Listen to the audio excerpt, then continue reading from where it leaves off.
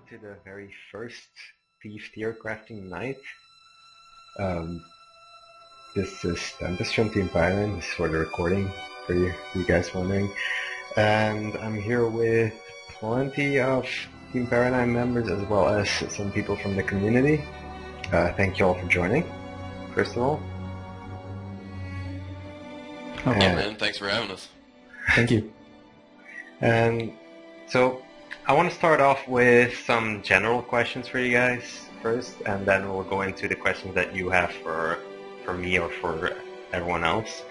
And my very first question was, what were your expectations for the Thief prior to actually playing it, from videos and like those sort of things? Any specific order you want us to go in? You start first, since you're the first responding.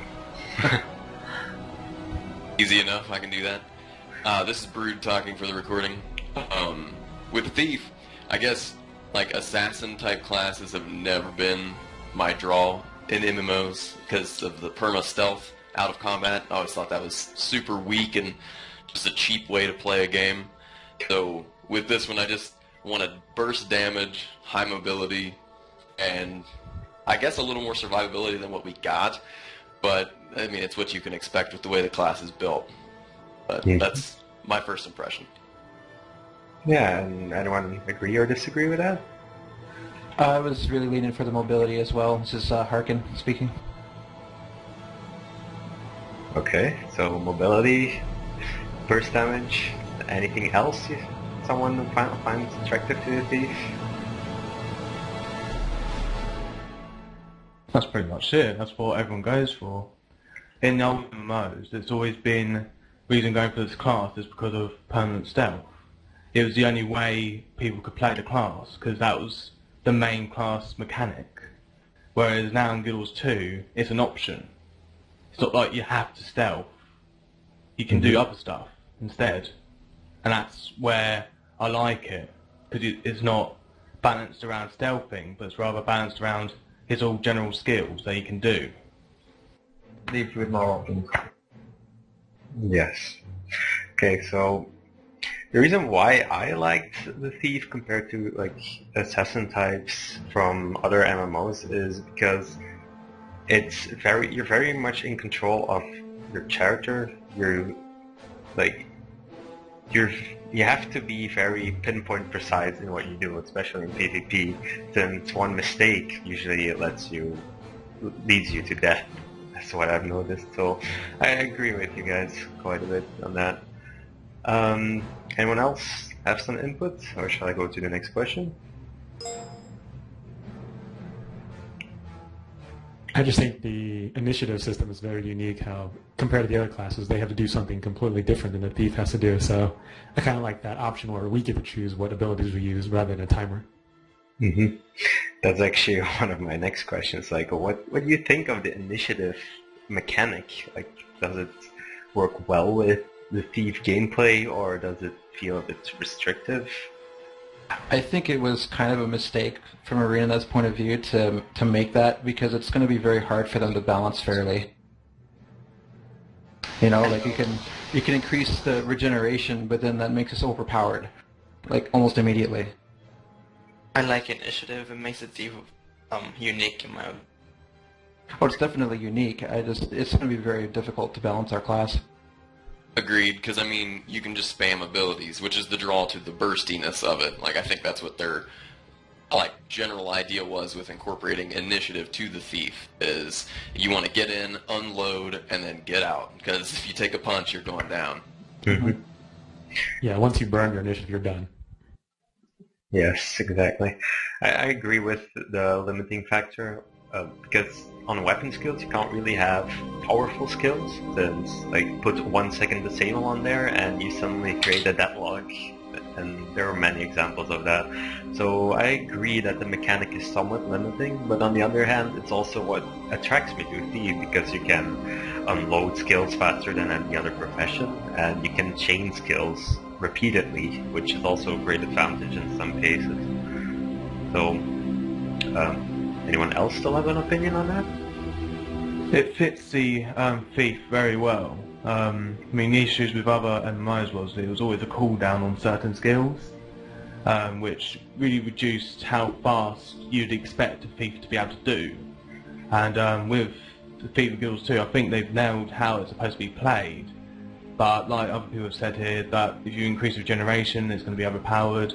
But maybe increase the maximum initiative would help at all. Well, yeah, I mean, that also is another thing I was going to bring up. It's almost like we're required to put at least 15 points into trickery to get that extra initiative. Mm-hmm. Yes, that's true. Anyone else before I move on? Well, it's another one of those things, just like you said, Tempest, in the beginning. You have to, with the initiative system, you have to make your decisions like properly the first time. And if you don't, you'll catch yourself in a really bad situation that'll probably end up getting you killed.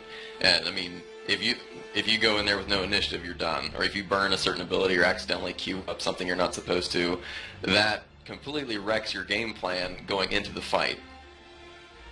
Yeah, but the Thief has a lot of mobility, has a lot of escape options. That's how it's designed. If Exactly. you see every single two heal skills is an escape. For God's sake, there's a Vanish, which stealths you, and then there's the evade roll back one. Oh, for sure, yeah, I completely agree. I was defending initiative, because I like initiative. Yeah, I like it as well as I dislike it sometimes. So it's a mechanic that I had to learn to like. Since before going into it, I was sort of skeptical of whether or not they could do a proper balance around that sort of mechanic. And I think they pulled off a pretty decent balance, though it's like was already said, it's somewhat limiting as well as making it a unique.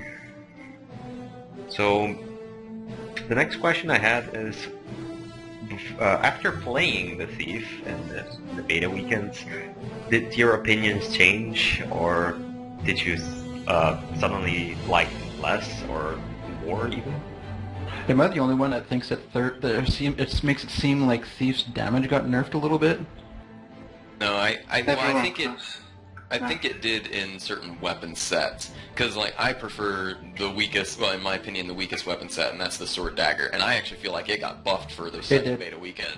It did. Like I agree. it felt good, but daggers totally got wrecked. Like there was a huge nerf on them. It felt like. Yeah, it sounded like they were trying to. I think the nerf on the daggers pretty much the same. was to do with leaping death blossom, mainly. And probably backstab as well, because those were the two things. Where you get condition damage builds which would just spam leaping death blossom. Well, yeah, The one hit builds which would just abuse backstab. Mm-hmm. Also, the fact that they increased the initiative cost didn't help matters. Oh yeah, Leaping Death Blossom's pretty rough. It's almost pointless to use now if you have any like form of strategy. Well, Leaping Death Blossom was a very powerful skill to begin with. It was an evade as well as AoE damage and bleed, so pretty much did everything you wanted from skills. Yeah. Yeah. So, coming back a little to the initiative costs going up, how do you think they will start balancing the profession further later on? Do you think that just changing initiative costs will do it, or do they need to look at something else?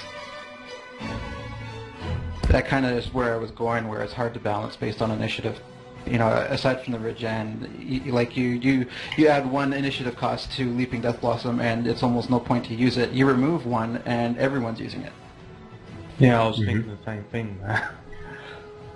I think that they'll be ending up doing just like nerfing certain percentages of the damage coming out, and yeah, that's pretty much all they can really do. My opinion, anyway. Yeah. Unless they take away or add another total initiative to the bar. That's the only way you can change everything evenly, I guess. They could go that way.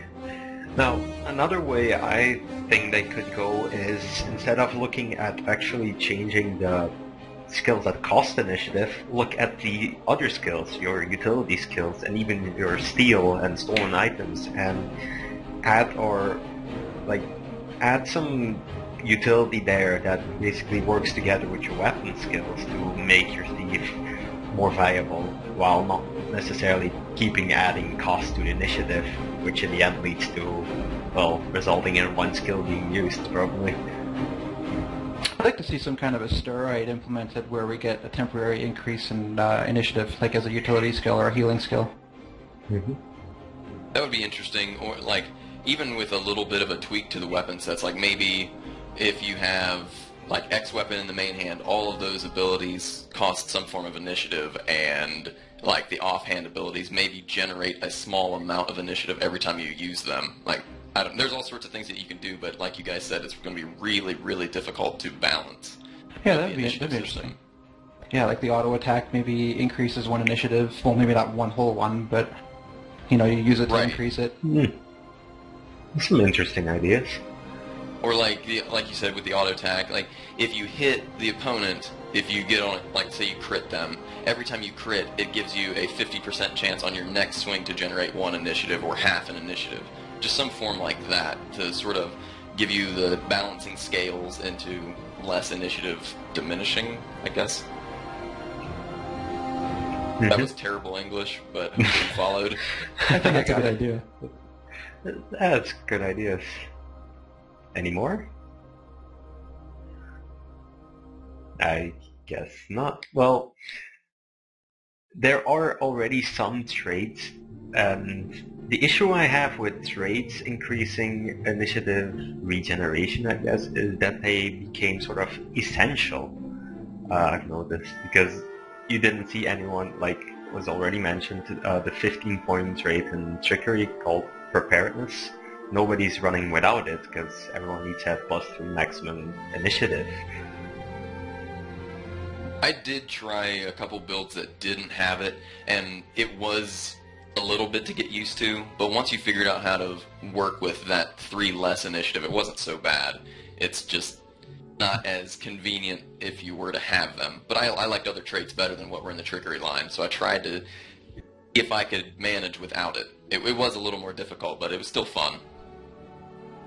I mean, at the end of the day, like, when it comes to competition and things like that, they're always going to put 15 points into the 5th trait line, and then they're going to have traits that will benefit them when it comes to gaining initiative. There you go, my English fucks up there. But, yeah, I mean, if they could remove those traits and somehow implant it, like the others said here, into the weapon set somehow, I think it'd be more beneficial.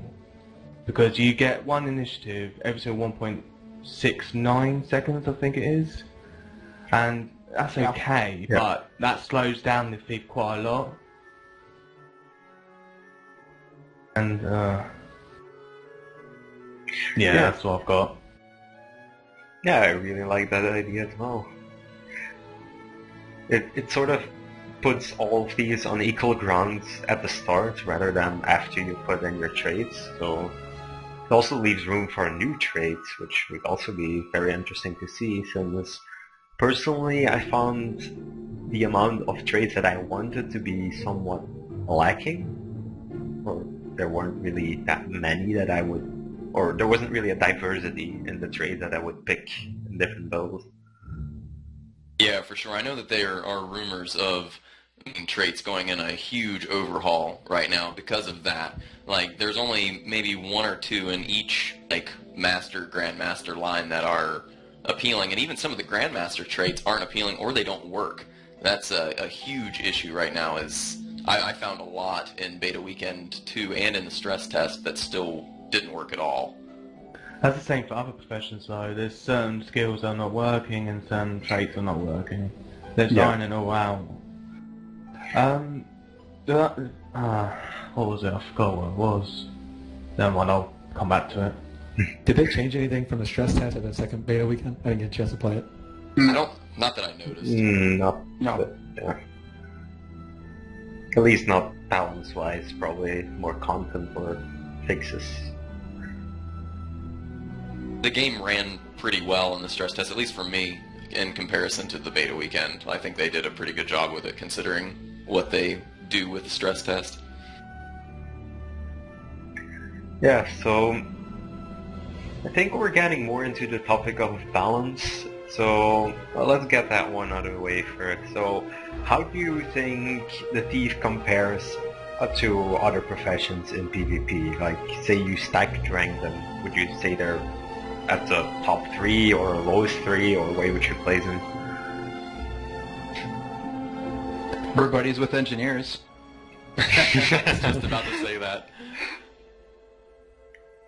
I don't know, when I played as an engineer, I just got crushed by thieves all day long, so... One of my guildmates plays an engineer, and he was doing pretty well, but he's also a really damn good player, so...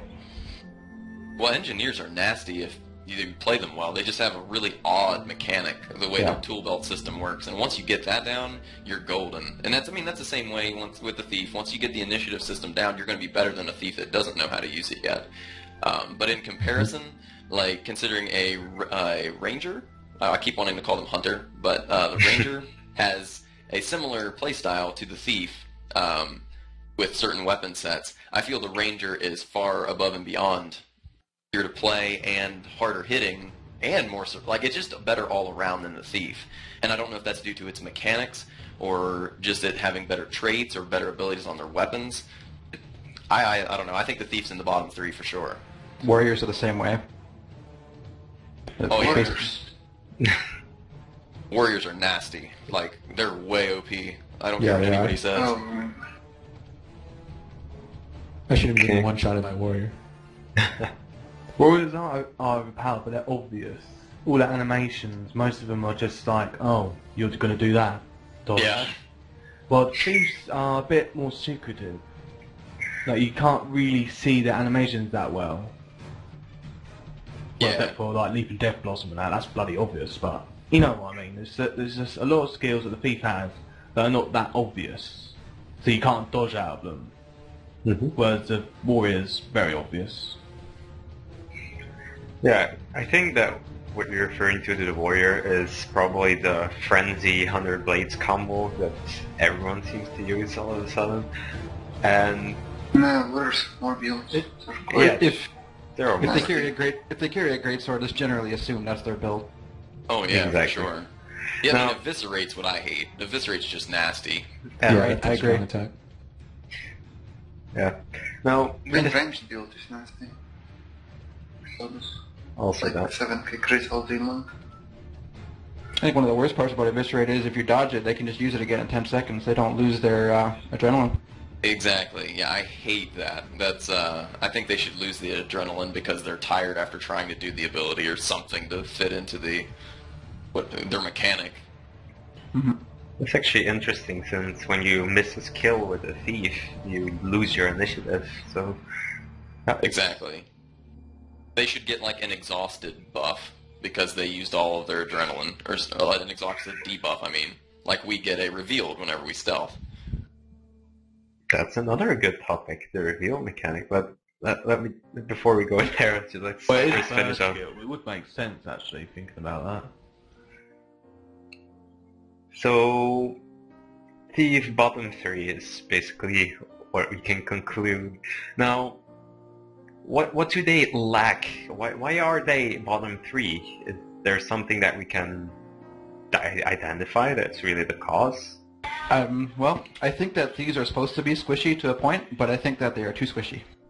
Yeah, I don't think it's a risk-reward type of deal. Like, a glass cannon's supposed to be able to hit massive amounts like an elementalist does. And I mean, I think they're balanced very well for how much damage they do to how squishy they are, but I don't think thieves get that in return. Yeah, but thieves were too much in the middle of the fight. We can't just run away. Yeah. Thieves have a lot of mobility though. I mean, whenever I was in danger, I could just escape easily. Yep, that's not very difficult Yeah, as a thief. that's all. The problem is, as a thief, you have to kind of rely on your ability to escape before, you know? Exactly. Like, I don't want to base me going into a fight like, okay, I have to find the quickest way to run away, because I know I'm not going to kill them the first time around, but I might be able to get them the second or third time if I escape properly without using too many cooldowns. I don't enjoy having to think that way. I think there should be another more offensive approach to it. Although, like I said in the beginning, I love the mobility. The mobility is great. They nailed that. I just feel that there's something missing. I say we should take Endure Pain passive from Warriors and, use that instead. That would be great. Overpowered. So I sort of catched that, again, initiative is one of the causes, but combine that with survivability. Now, what could they do to both put initiative in order as well as upping some survivability? Things that I think they could do is put some more dodges on weapon set skills, since the Yeah, I was only... thinking that 'cause they added Leaping Death Blossom. Exactly. They added an evade to that, didn't they? So I think that suits more the class as well, because they're all about dodging out the way, stabbing you in the back, blah blah, and running off. Exactly, and I love that. That's why my favorite set is the Sword Dagger, because of Flanking Strike. It's a beautiful ability, but auto-facing almost kills it. And that's, I don't know, I don't like auto-facing at all. Yeah. How about something like increased passive... sorry, the stat for dodging. I can't think of it right now. Endurance. Yeah, increased passive endurance regeneration for thieves. How would that do? Like over other classes, just as a passive innate that all thieves get. That would be interesting. Now, the 15-point trait in acrobatics already does that quite a bit. Whenever you True. dodge, you get back, I believe, correct me if I'm wrong, but I think it's 20% of your endurance. It's a bit more than that. I think it's 25%. Is it 25? It Yeah. did get nerfed between the beta weekends. Wasn't it 50% You can- before then reduced? You can dodge 3 times in a row with it, but there's, like, you see it regenerate, like, slightly, so I think it's a little under 25%, since you need 50 to dodge. Yeah. But anyway, like, basically what I think that thieves currently are a bit too much burst and like, the typical glass cannon style, but I want them to become more of a, like, acrobatic profession, like dodging, jumping in and out, really confusing your opponents, making them waste skills because you're constantly dodging and jumping from one place to another with shadow steps. And I think that if they put more of those skills on weapon sets, or just skills in general, then the thief would already become a much more fun profession. I agree. I agree. Something like the Sword and Focus Mesmer, that's an absolute little pain with the stealth skill and the invulnerability and the moving around. That would be good. I mean, it could even be as simple as a fix if we're looking for more dodges, is just giving us a way to buff vigor on ourselves. I know we can with one of the traits to buff our heal, which is used really well with roll for the initiative, but I mean, that's dedicating 30 points to it, or not 30 points to a tree. You know which one I'm talking about, either Yes. way. But like vigor in general would be something that I think the thief would really benefit from and make our class more complete, like some weapon set buffing it, or a utility skill giving it to us, or vigor is a simple solution to that, I think. I have a question about that trait, the one where you gain vigor on healing. Is that just when you actively use a healing spell, or when you get healed? Whenever you actively use When it. you use your 6-slot skill. Okay. They need to clear that up in the wording then. That would be ridiculous if you get it whenever you get healed. But you can safely assume that whenever it says when you heal, it's usually your 6 ability. That's throughout all professions. It doesn't say that though, it says upon healing. Yeah, Yeah, they they don't. I'm sorry, go ahead. Yeah, they should probably. I think that descriptions are due to a pass, and there's some traits that also don't do what they say completely. Yeah, for sure. There's some very general written traits. There we go. I can't speak tonight. I apologize. Okay, so another thing about initiative that bothers me is it sort of takes away from what makes it unique, but I sort of hate that you can chain the same skill over and over again. I would much rather see some way for us to be pushed towards comboing different skills together rather than just saying, I need damage, this skill does the most damage, I hit it over and over and over again. That'd be interesting. That would be awesome. That could almost be like the new mechanic. It would just be Have really you hard to looked program. at the original Guild Wars Assassin with the chain skills that they have on there? Yes, exactly. Well, that was sort of a very forced chain where you had lead attack, offhand attack, and dual attack, which was pretty much your chain was determined by the skills you bought. But what I would like to see is something like, say my headshots gave me 2 seconds of fury, which is plus 10% crit chance, then I would probably always use it right before I pistol whips, and that would increase my damage. If you understand what I mean. Right. So not forcing combos, but giving more, pushing you Abilities that towards naturally combine together. you. Yes. Yes. Exactly. So Like haste and pistol whip. Yeah, Yes. like synergy amongst our abilities and our weapon sets. That is something that we do lack. I think so. Yeah, definitely lack synergy. the place where I do see that a lot is with the stealth skill, and mainly if you use an offhand dagger, where you use cloak and dagger followed by your stealth skill. That's almost a natural way of comboing all your skills. Definitely, yeah. I like that build you came up with. That was actually really fun to play that way. Because I don't like pistol at all, but that was a good plan. Why don't you like pistol? Which pistol? Main hand or offhand? I don't like playing a sort of medium range type of a thief. I like to kind of get in the mix because I like to, I don't know, move in and out. I guess I like the teleportation thing, like shadow stepping. That's me enjoying the sword. I love the sword. Yeah, That's I like amazing. sword and dagger. I like sword and pistol together, really. It's fun too. I just feel the dual skill, the pistol whip is. It's literally hit or miss. You can take it every way of that expression. Yeah, pretty much. Okay, so I think we discussed initiative quite a bit already, so I'm going to move on to the other class mechanic, which is steal. What do you think of steal? If you go 30 trickery, it's great.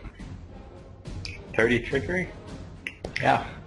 You can, at 30, you can add a daze to it, so it's quite useful for Oh, yeah. interrupting heals. Oh yeah, it's true. I never tried that though, actually. It's pretty nice because it reduces the cooldown a ton. Yeah, it's And- like 34 seconds or something. Yeah, you can. It seems like it's always up because if you're not paying attention, you're just like, oh wow, okay, I've got steel now. This is cool. I can interrupt them, scare them, give myself protection, regen, light fury. It's pretty much a huge buffer if you use that strategy. But you need 30 in trickery for it. Yeah, exactly. Yeah, I don't like that. Just to make it just to make it usable in a way, you have to go 13. The fifth trait line is just a bit. Right. I usually go 20, and I think it's fine. Once you get all Yeah. the buffs from it, it's okay. I usually use it to initiate anyway, rather than wait for a skill to interrupt. So Yeah, I think Dean. Yeah, I think Dean was. You weren't liking it because you have to trade it to actually make it worth something, and I completely agree with that because you do not have to trade the F1 for Necromancers to make it good. You don't have to trade the F1 for Warriors to make it good. I don't know why the Thief, or why the ArenaNet found it necessary to make the Thief have to rate to make their mechanic good.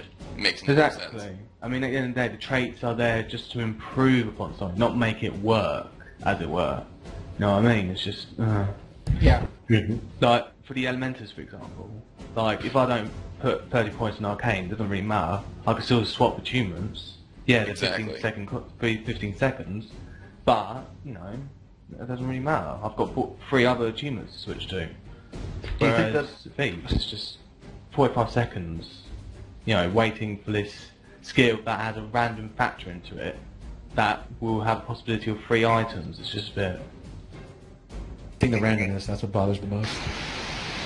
Yeah, exactly. There's no guaranteed, like, if you steal from a warrior, there's no guaranteed knockdown for it. There's another variable here and variable there. And I know that seems cool for ArenaNet, but to me, this seems like a hindrance. Yeah, you never know what situation you're going to get yourself into right after you steal. It's not spelled out for you. I mean, it gives you a, hey man, I can play on the fly, and if I am successful, people are going to know that. But it's, I don't know, it's bittersweet for sure. So I think nice it way makes- of putting it. Did you guys hear about the reduction in different kinds of things that are getting stolen depending on what class you're using it against? Yeah, they said something about, like, you're going to It's have like 2 or 3. Yeah, 2 per Yeah. profession, and it'll always be the same, like, it'll always be the same 2 per profession, and I don't think any profession will share any. Are they still, did you hear anything if the thief is still going to have every single one shared if you steal from a thief, or is it going to be reduced down to 2 as well? I'm not sure. I have no idea. Haven't seen anything official on it. And this is in PvP only, just to make Right. it clear, because in PvE you'll still get whatever you can get from a mob. That makes sense, I guess. Which is actually quite odd, since they did it in PvE already, since when you steal from a Moa bird you always get feathers, and that worked, because it was a counter to that mob. And it took them, well, they're now changing it in PvP, but it's sort of strange that it took them a while to include that. Yeah, it is a bit weird. I mean, PvE doesn't really matter, because it's like, oh, I've got this, blah. But in PvP it's a bit different. You know, you need something that works, not something that might work or might not work. You don't want that in PvP. The Agreed. main problem is that they haven't actually been focusing on balancing PvP that much. They've been getting all the core aspects of the gameplay right in the past 2 beta weekends. Hopefully, and said that they'll get the focus on balancing now for the 3rd beta weekend, so you should get it nice and ahead. Well, they're balancing it out now. If you've heard the audio files from Reddit, did anyone hear them? I Didn't hear them, but I read That was about old. That was alpha stuff. That's ages ago. No, apparently that was only last week, according to some sources. I did hear a rumor that there were some new information on that. Yeah. One of the more interesting ones that I've heard is they're buffing Signet of Shadows for a 25% passive I speed can increase. find it, wait. Posted on Reddit like 1 week ago. There's a thread on it on Guild Wars 2 Guru. Yeah, I read that today. That's where I heard it from. That's Signet though. Holy crap! What a buff! It's a 25% passive speed increase while it's in passive mode, and then it's also now an AOE blind on active use. 30-second cooldown. That's interesting. Yeah, that almost makes it a necessary, like even more That's necessary. my thought exactly. Yep. I love that. That's my favorite utility. That and traps. Traps are really fun, but Yeah. They've got the improvement traps as well. Apparently, you know, what's that one called where you teleport to the target trap? Shadow trap. Yeah, that's it. They've improved the range on that to 5,000. oh, nice. Yeah, so my like favorite half- trap too. Yeah, I think across the that's- map, bang. I think that's just enough to cope between 2 capture points, roughly. It's not map wide, definitely not. Definitely not that wide, but it's enough to know it's a nice like defensive, you know, trap, because if someone tries to take your control point, you can teleport there, and you're in stealth as well, so you're not, you know, fucked straight away. If there's 3 of them, you can just escape. So I like it. Yeah. It's a nice trap. I just pasted from that thread what people are saying has been changed. Oh, awesome. And another thing with that trap too, like if you're on trebuchet duty, like you just park it at the bottom of the hill, and if you're using daggers, as soon as they cross the line, you get an instant chance for a backstab. Oh yeah. Just wreck them. That's brilliant. That's what I do the whole time. Like, it's beautiful. I actually used that trap first before I changed it to tripwire. And the reason why I changed it out was because I kept finding myself getting teleported to somewhere where I absolutely didn't want to get teleported to, or just the timing was wrong. Yeah, that's a bad thing about it. But you've got to play, with that kind of trap, you've got to play a more defensive role. Like, your main objective is to, defend this, control point while you're going on trebuchet, or while you defend this control point, you've got to take out the bosses. Something like that, Right. Add a little extra, strategy into it. And, like, if you're being chased, too, I mean, it's an extra get-out-of-jail-free card. You drop it behind you, the person's chasing you. Like, say they're, I don't know, probably 600 yards away from you in the game. And you know that you're going to die if they catch you. So they think you cut around the corner, like in, it's not Forest of Niflhel. That place, if you're running in between the bases and you cut a corner, and they don't see you, and they cross that thing, you can just roll backwards after they cross it, and they're still going to keep chasing you around to the mine or the henge, and you're free. It's beautiful for that. I mean, you can always, you can always just lay it down anyway. Yeah. Lay it down behind you, go and stay for 5 seconds, just walk off. Exactly. It's very strategic for getting away. Yeah, it's definitely one of the cooler utilities. Another thing that's really what surprised me on traps is their duration. Their duration's insane. That's why I have so much fun with them, because like they're down the whole time I'm in an area.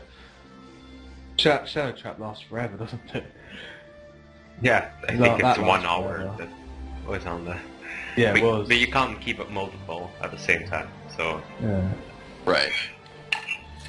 That would be insane. Then, like the other traps, like Tripwire has had its range increased, added a 5-second cripple according to this list, and Needle Trap's range increased by 500 times 100. It's 3 seconds immobilized, but the poison's been increased by... No, it hasn't. No, it's been reduced. Oh well. But the cooldown's been reduced to 30 seconds, which is nice. Yeah, that is good. I remember in the first beta weekend, which one was it? I think Needle Trap was like 90 seconds cooldown.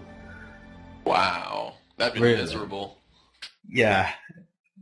Which is probably why they buffed it now, since nobody would use that, obviously. I mean, no matter what, that's the problem. I think that's where they're going to get, that's going to be a fall for them in a way. Because they're going to try and make every single utility, every single skill viable. And no matter how much you do that, there's always going to be a certain utility that is just overall better than the rest. There's always going to be that one, or that particular build that's going to be better. Yeah, but not all skills are designed to be for stretch PvP. They can balance, for example, versus sword. True. Yeah, they all share. Not every skill PvE. has to be balanced. Structure PvP, only certain. True. And there's also the thing, not every skill will fulfill like a similar role. You will have, for example, stun breakers, and there might be one that's the best one that everyone will use. But currently, there's already 2 where I don't really know which one I would pick. Like Shadow Step is my favorite, but I also sometimes roll for initiative as well. So it just depends if they can, I think, create some options for every purpose of a utility skill, and I think it's fine. They don't all have to be balanced. They're really discussing about separating PvE to PvP for like my weak vulnerability and what was it? My vulnerability. And there's Confusion. another one. It'll be confusion because in Yeah. PvE it was really, really weak, and in PvP it was slightly too strong, I think. Because usability is a lot in PvP, but you barely ever use it in PvE, so they're gonna I honestly never noticed the damage with confusion. Whenever I'm against the Mesmer, when he's applied a lot of confusion on me, I don't really notice it. It's not that damaging, I feel. No. I mean, I know I'm spamming attacks, but, you know, it's just not doing the damage that it should be doing. Yeah, for it to be their specific class debuff, or whatever it's called, it doesn't do enough damage. Plus, it's reliant on the opponent. That's probably one of the biggest flaws of that skill is it relies on the opponent to do something, just to get some damage. But you can also use it, so if you stack it up on them, then you essentially disable them and mean that they won't use any of their abilities, which makes them completely useless. Mm-hmm. That's, I think, their purpose, but it might be a bit too weak to actually push people into avoiding to use skills, or that might be too strong, actually. So, we're derailing a little bit. I think we started off with steel, how it wasn't, well, that you needed to invest too much into it. Well, there's also a second part on steel, which are the stolen items, which I think do balance it out quite a bit. Since I oftentimes find the stolen item that I get determine whether or not I will stay in a fight or not, and even win it. Oh yeah, I completely agree. Because if you get that 5-second daze or the 6-second invulnerability, I mean, that's huge. Mm-hmm. Where did you get the 6-second invulnerability from? I think I stole that from a thief, I believe. It's the Seriously? bottle of rum, I think it's called. Bloody hell. Oh yeah, it's gorgeous. Yeah, it's it's great. I didn't even remember it was 6 seconds. Wow. Yeah, that's a game changer. Like, if you get something like that, that's huge. I mean, a 5-second daze in itself is gigantic. And I mean, I think you get a 3-second stun. You have all sorts of stuff that There's really... a knockdown. Yeah, Yeah. that too. There is a large variety, but sometimes I also, like for example, the feathers, where you get another stealth. Half of the time I'm not really happy with that. Yeah, because the reveal really kills that one. Because Yeah. like, for me, I play with Hidden Thief, and if I steal and I get that, I'm screwed. Like, there's no point. Like, I just got a worthless stolen item. Yeah, but they're fixing the stolen items. Patch. There were patch notes in like on Reddit. Yes. Yeah, but you can always keep that item till later. It's not like it's there Yeah. for 5 seconds and it Yeah. disappears. It stays. So, Sure. and then you can find a use for it later on. True. Thing I didn't really like about it is that I can't keep track of the recharge on steel while I have it held, which sometimes annoys me. quite a Yeah, bit. other professions have that issue. I mean, Elementals, for example, that has a huge issue. See, you've got 4 elements, and like you don't know what's off cooldown or not, and it's very confusing. It'd be nice if they could somehow implant a UI where it tells you like certain skills off cooldowns. Like, I don't know, like something to tell you that it's on cooldown currently. So,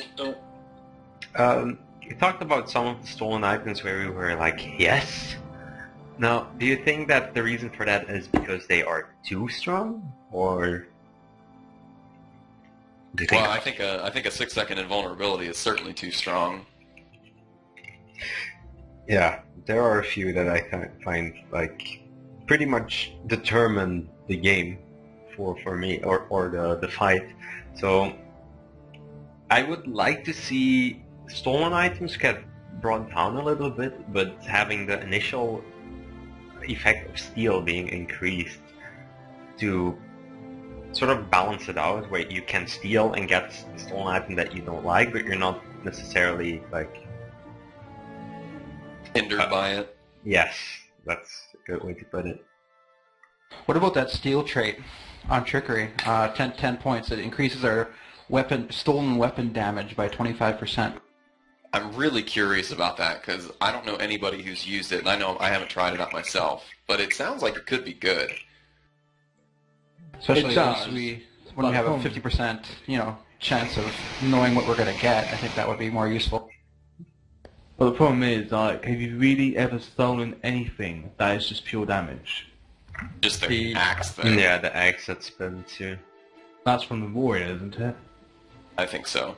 Well, that's it. So that's like, I mean, the other CC. I mean, when you get the others, it's like CC and things like that, which is okay, but they don't deal that much damage. So having that trait is just like, It's true. not that much. Now, if it increased duration by your buffs, like the thing you steal from Mesmers that buffs you with every single boon, if it increased that duration by 25% as well as increasing damaging by 25% and condition duration by 25%, that would be golden. It's How about we just overall say- effectiveness. Yeah, so just Yeah, have it so it effectiveness. increases the effectiveness of everything that you do by 25%, or Yeah. just in case it's overpowered, reduce it to say 20%. Yeah, no, that would make that an extremely appealing trait. Yeah. So It depends because like you've got the other trait which grants fury, might, and swiftness to you and your allies. It's just like, would you rather have that, or would you rather something that would guarantee you, good boons for your setups? Right. So I guess mean, it's it just kind of like- depends. I think isn't that what ArenaNet's trying to do with the trait system though? They want you to have to make Exactly. that choice. And that's what I would love if they could actually keep it that way once the game launches. And that would be one of those times. I have that a lot with a warrior, where I'm literally sitting there, like half an hour deciding, will I take this one or will I take this one? And I really like that. That's just a sign that they built the system well. And with Thief, it's a little bit less. So, and another thing, if I had that trait, I would probably put it in my tier 2 slot. If it worked like that. Oh, agreed. I think the problem they're having with balancing the thief is that rather than based on cooldowns and damage and utility, it's very much about opportunity cost rather than anything else. And that's something really hard to balance.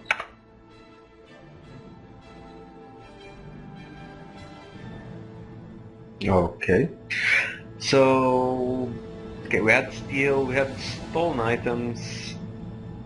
How about, well, we already talked a little bit about utilities, but let's get a little bit deeper into them. Like mainly, Venoms is probably the most used one. Like, what do you think about Venoms? I think they're in a pretty good place right now, personally. Don't like scale venom. Really don't like that one. Main reason is Sure. because of the 15-point trait Lotus Poison, which weakens targets whenever you poison them. So it's just like, oh okay, I'll just get Spider Venom, then Ice Rage, then Devour Venom. There you go. It just makes Scale Venom useless in a way. Because the only thing it adds next to it is Vulnerability, which at the moment, everyone can agree, is pretty much a bottom condition for us. For anyone, really. Unless you can stack it really high, it's really not that great, yeah. Yeah. Yeah, scale would only be good if you weren't planning like putting traits at all into the power line or deadly arts. So, some issues I've seen with non-thief players mostly is that there are too many reapplications on those venoms in terms of the Devourer venom. You can apply Immobilize multiple times in a row, which sort of makes condition removal seem rather pointless, I guess that's a good word. Yeah, but it's got 45-second cooldown, so it's not like, oh my god, he's going to keep on immobilising me. God. No. It's just going to immobilise you twice. Condition removal. Carry on. That's Well, what the it does. problem is with the burst of a thief, they can kill you in the time that the immobilize is on you, or they can get you very low in that time. Yeah, but like 2 attacks, most professions can deal 2 attacks in under like 1 or 2 seconds. It doesn't really matter that much since it only lasts for 2 attacks. it's not like the whole duration it immobilises you, and it immobilises you. So Well, it if doesn't you- really matter. If you time it really well, like if you get lucky basically, and you just, as soon as you walk out of the gate, you put it on, you have 45 seconds for it to come back and until it wears off. So if you get lucky and meet somebody around the 35-second mark, you're going to have almost 4 immobilizes in a row. And it's, I mean, they're just going to get toast. So I can see where people would worry about that.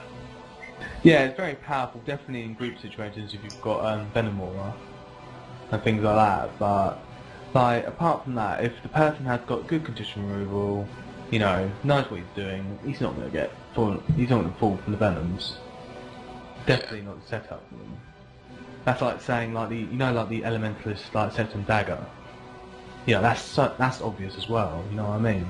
Like, I know that setup, and you know the Thief setup for the Venoms, things like that. You just got to watch out for them, that's all. And I feel I didn't explain that good enough for some reason. Well, I understood what you mean. Yeah, I was following you. Yeah, I followed. I tended to drift off for some reason, so, you know, ignore me if I drift off. That makes this conversation interesting. So, a little bit of mixed feelings about Venoms actually, which is sort of what I also read on the forum, where you see, like, some people say, well, it's very recognizable and you should know how to counter it if you know it's there, but others say, well, there's not enough condition removal to really keep up, or I think the main comment was about that double stacking where you wait till the 35-second mark and then reapply them.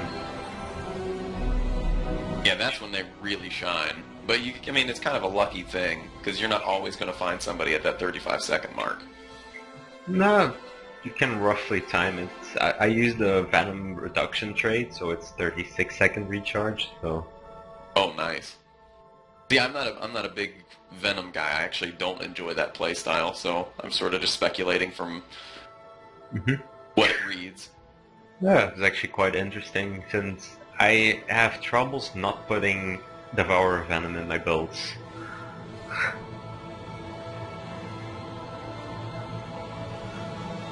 So, we had Venoms, we already went over traps. Is there anything more you would like to say about traps before we continue? I've never tried Ambush Trap. That's one trap I haven't tried. What does the thief do when he spawns? You get one, like if you've used Thieves Guild, you get one of those at random and it lasts for 20 seconds. How much health does he have? How much damage output can he do? That I don't really know. I don't like that trap very much. They're not that survivable. It's not, well, depends how you put it. The ranged one uses Unload, has the AoE blind, and uses a, what's it called, Scorpion Wire. So as a disable, it has blind, so it's pretty survivable. But the melee one usually only uses auto attack, which applies weakness, and Leaping Death Blossom. So it's not really... It's RNG if you get what you want. Like, the pistol one's always the better one. And the damage is... I think they scale with your stats as well. At least that's what I've noticed, since the Unload one didn't really do a lot of damage for me since I run conditions. So they scale according to your overall power, crit chance, blah blah blah. Yeah, I think they share your stats pretty much. Alright. That's a bit of a shame. So a little too random in order to make advantage of it, I guess. Yeah, like they're good if you're watching a point and you combine that trap with Thieves Guild, but I mean, that means you're only good, you're a one-trick pony every 180 seconds. I mean, that's not what I want. I don't want to rely on my ultimate plus a trap to enhance the ultimate. That's... Yeah, that sounds fair. So, I think we went over all of them. We've still got deceptions and tricks. Yeah, I meant And signets, of traps. course. I meant traps. One last thing about traps that I really enjoy is the way, like tripwire, how you can,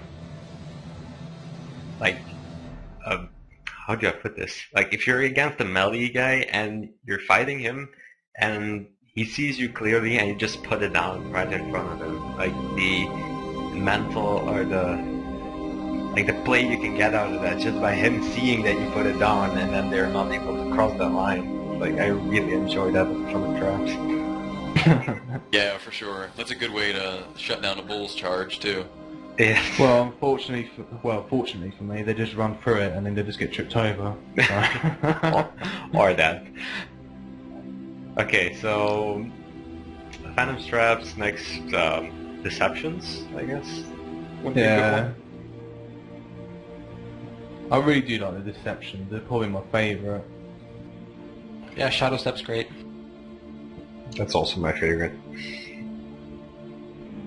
Heard they're buffing the range on Scorpion Wire. Was that one of the things? They're making it faster. Oh, faster. That's what it was. Yeah. Oh yeah. So Yeah. it can actually hit your target and then they pull to you.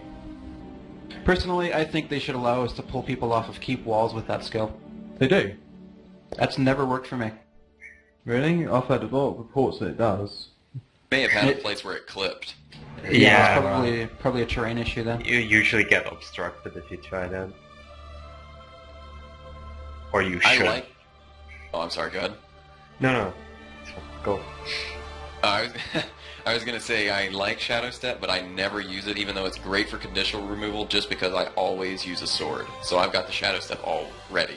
But Oh, yeah. I do love Smokescreen. Smokescreen is ingenious. That's a trick. Is it? I thought it was Deception. Yeah, nah, it's a trick. It's deception. I think it's Deception as well. Yeah. No, deceptions are haste, roll for initiative, Scorpion Wire, and Shadow Step. Haste is a trick, I believe. No, Unless I'm wrong. Tricks It's are deception. haste, roll for initiative, caltrops, and scorpion. Deception is smoke screen, blinding powder, shadow refuge, and shadow step. Yeah, that's Really? what I thought. Yeah, that's what I thought. Have I just done the complete opposite then? Have I just done? Oh my god. How about we just talk about just abilities in general? Well, I was trying to put some structure into it so that we don't go from one to the Fair other enough. the whole time. So. Yeah. Okay, so Deceptions, Smokescreen. I actually don't use that one, and I'm not really sure why not, since it seems like it's quite good. But It is good. It Yeah. constantly reapplies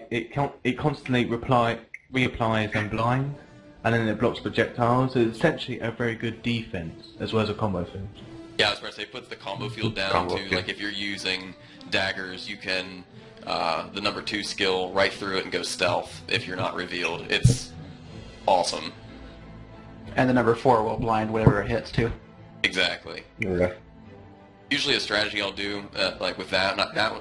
Smokescreen is always in a pistol build, because I can go up against like a ranger who isn't paying attention or a rifle warrior, and I'll just stand on the opposite side of it and just blind him constantly while he can't touch me. Like, how much better can you get? Sounds like fun. It makes them look really stupid, which is one of my favorite things to do in an MMO. Oh yeah. What was the other one? No, I'm looking it up because I got confused. You got Blinding Oh. Powder and Oh Shadow yeah, Refuge. I found them. And then caltrops. Who uses those? Seriously, caltrops. I use the Got passive it. for it sometimes. I use the passive, but like, what's the point of having what's the point of having the utility when you've got the passive? You know what I mean? Yeah, it seems silly. That's actually a very interesting skill, since I tested that one out because I couldn't get over the fact that dodging basically gave you an instant cast version. That just didn't make sense to me, and I've noticed that the dodge version is a much smaller AoE, shorter duration, as well as only applies half the bleeds. So I guess that's the way that balances. But It doesn't cripple? The dodge I thought crippled too. I mean, the It still do have cripples, good- but half the duration and only Yeah. half the stacks of bleeds. Oh, okay. So I'd imagine basically it half would be- effectiveness. Yeah, I imagine it'd be quite good for points in SPVP. It's okay. Okay, I guys, mean. good night. It's actually really like I ran Tripwire User disconnected in my from your third channel. slot normally, but after testing this out, I might like keep it. And the reason for that is I run a conditions build, and Caltrops in its own is able to keep up 10 stacks of bleeds. Seriously? It's only got 2 seconds. Yeah. It lasts for 14 seconds, though. The Yeah, actual it- AoE it- itself it- lasts for 14 it- seconds. It's a pretty large AoE, and if they stand in it, it keeps applying like 2 bleeds every second. That stacks up to maintaining 10 bleeds, like, which is a lot. As well as it keeps reapplying cripple, and I think the most powerful thing about conditions is if they get too much reapplication, where they can't really keep removing them because you can't keep up. Yeah. So- Yeah, that's what I love about them. Like, quite a lot of professors do have that actually. The Elementus has Frozen Ground and Staff. That keeps them reapplying chill. It lasts for like half the duration of the cooldown. It's so good. If Caltrops work like that, then yeah, I think that's really good then. Well, Caltrop, yeah, they last 14 seconds, Yeah, so you it's technically like only that. have a 16-second cooldown on the utility. Does it last that long on the passive trait for it too? I always No. thought the Caltrops in the utility always lasted as long as the dodge. No, So I the never really dodge. tried it. I'm not. Wish I wrote it down. Can't remember, but it wasn't the same duration. But yeah, like what I found it really good at is just you stand in the middle of the point, and I use this one main hand, so I'm just kiting over the cultures the whole time, shooting them, attacking bleeds. They get crippled constantly, and they keep getting bleeds from the goblins as well. So you just basically create a field where not a single Interesting. melee can kill you. And like it's just impossible for them to catch you. I find it a bit unfortunate that the trick that the deception skills are not tricks. Because if you look in trickery, you know, it's got trickster, which tricks recharges are reduced by 20%, and you know, trickery has condition damage within it. So I feel it would have been really good if it was actually deceptions in the trickery instead. Then it would mix well with it. I don't know where the deceptions are. Where are they exactly? Are they in Deadly Shadow Arts? Arts. Shadow Arts. That's a bit weird. Well, But then deceptions again, they have, do have like Blinding Powder and Shadow Refuge. So yeah. Supposed to be the support type, isn't it? Deception. Yeah. The support type utilities. So. Here's another interesting thing. Like, how do you compare Blinding Powder and Shadow Refuge, since both of them have the same recharge? Well, Blinding Powder blinds everybody. Shadow Refuge is pretty much, if you see that little house above the ground, just start AoEing all over it.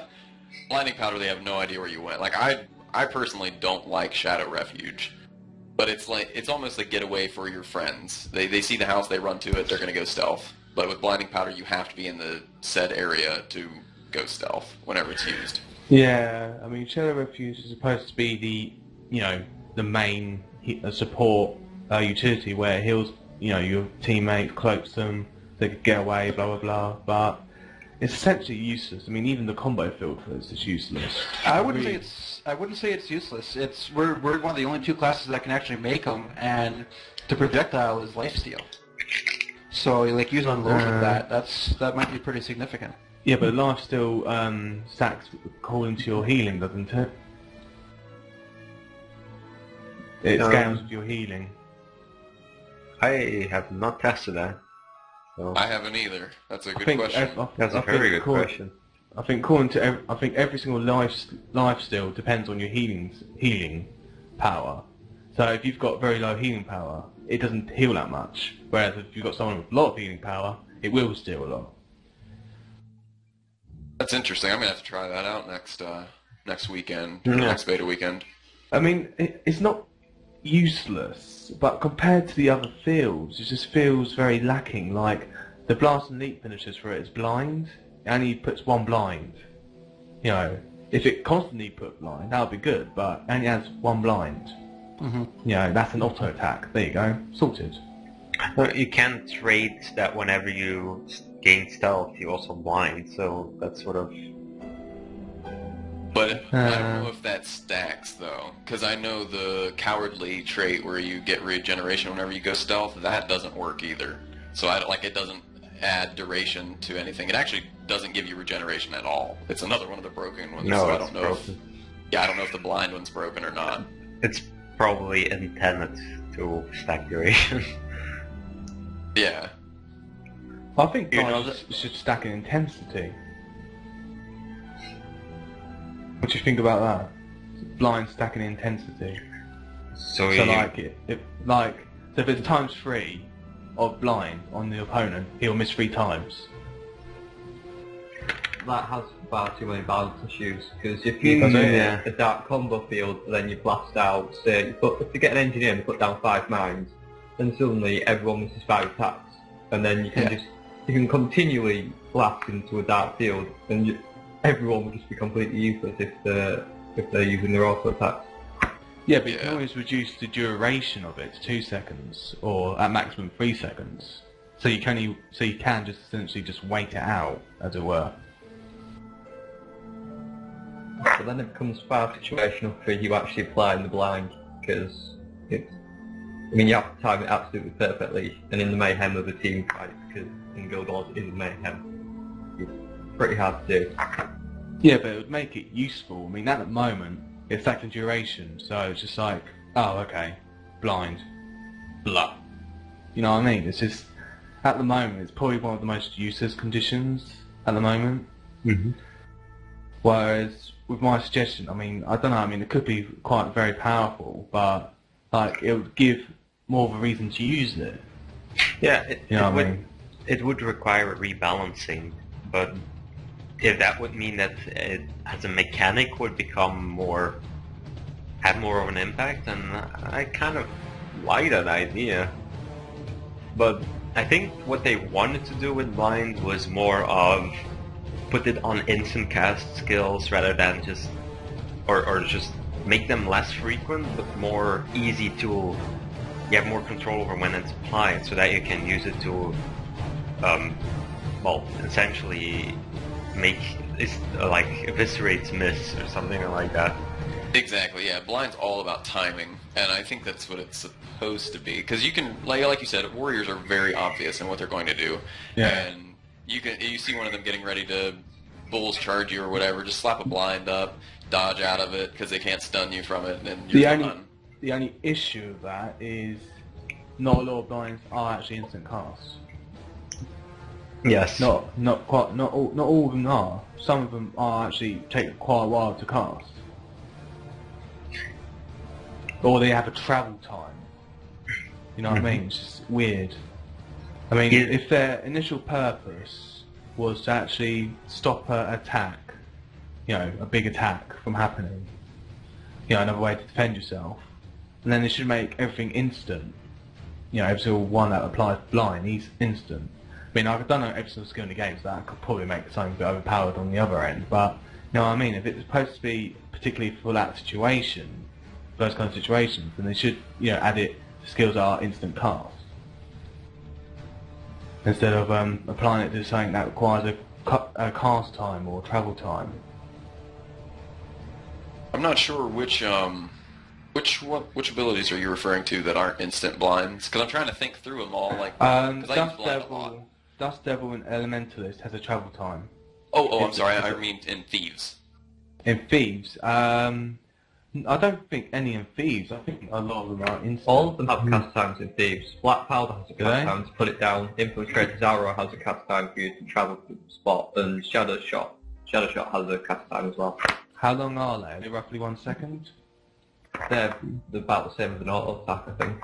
Yeah, they're a little Nah, less. that's No, alright. they'll be less than that, but Well, I know Signet of Shadows is instant whenever you use the active, and like that's what I usually use, and it's beautiful for that. Like that's one thing at a time. Yeah, Shadow Shot, you fire a blinding shot at your first, that's got the travel time, the projectile in it. Infiltrators, Arrow, you've got to go to the... They've got to actually stand in the spot where you're targeted. Don't know about Black Powder. I don't think... Might not have cast time. I don't think Black Powder does, and I know Smokescreen doesn't either. And then you can time that, just lay it right in front of you, and if they're going to run through it, they're going to go blind. Yeah. As well as Black Powder, you actually shoot blinds, which also applies to the blinds.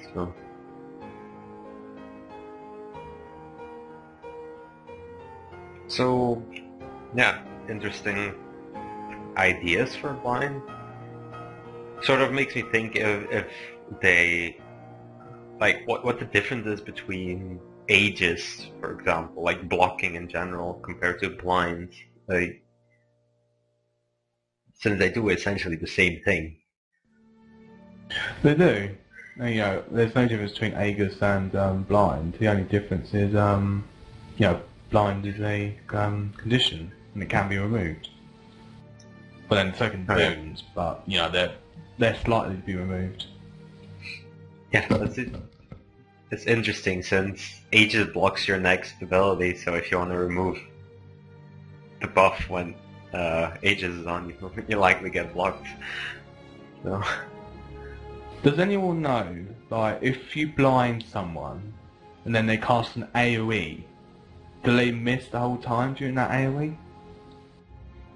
Another good question. I'm not sure. I don't think that it I counts don't think on it does. AoE. I think it's only on like single abilities, like single targeted. I think it's one instance of damage even. That'd be so weird if like the Mesmer casts Chaos Storm and every single time it tries to reapply a condition it misses. That'd be weird. Yeah, I think you're right, because even whenever you do blind for like say 100 blades, or that thing Rangers do where they fire a bunch of shots at once, I think it only counts for the first shot, and then you get hit with the rest if you're not out of the way. Definitely. Yeah, it's the same way that they do things like increasing damage on next attack and crits. If it's like a channel ability, it will only apply to the first strike. Right, right.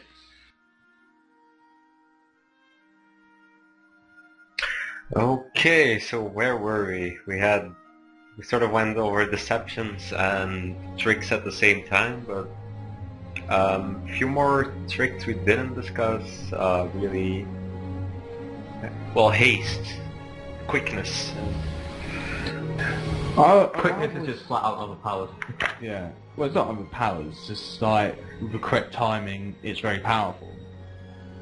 Like, if you just use it just right now, it's not going to be like, blah, blah, blah, all over your face. It requires the timing with it. You got to time it with the correct skill, you know, will it be able to do this good amount of damage to do it? You know, it's very helpful to flag people as well, since, you know, it speeds up all actions by around 50%, I think. Is it 50%? 100%. 100%, oh yeah, 100%.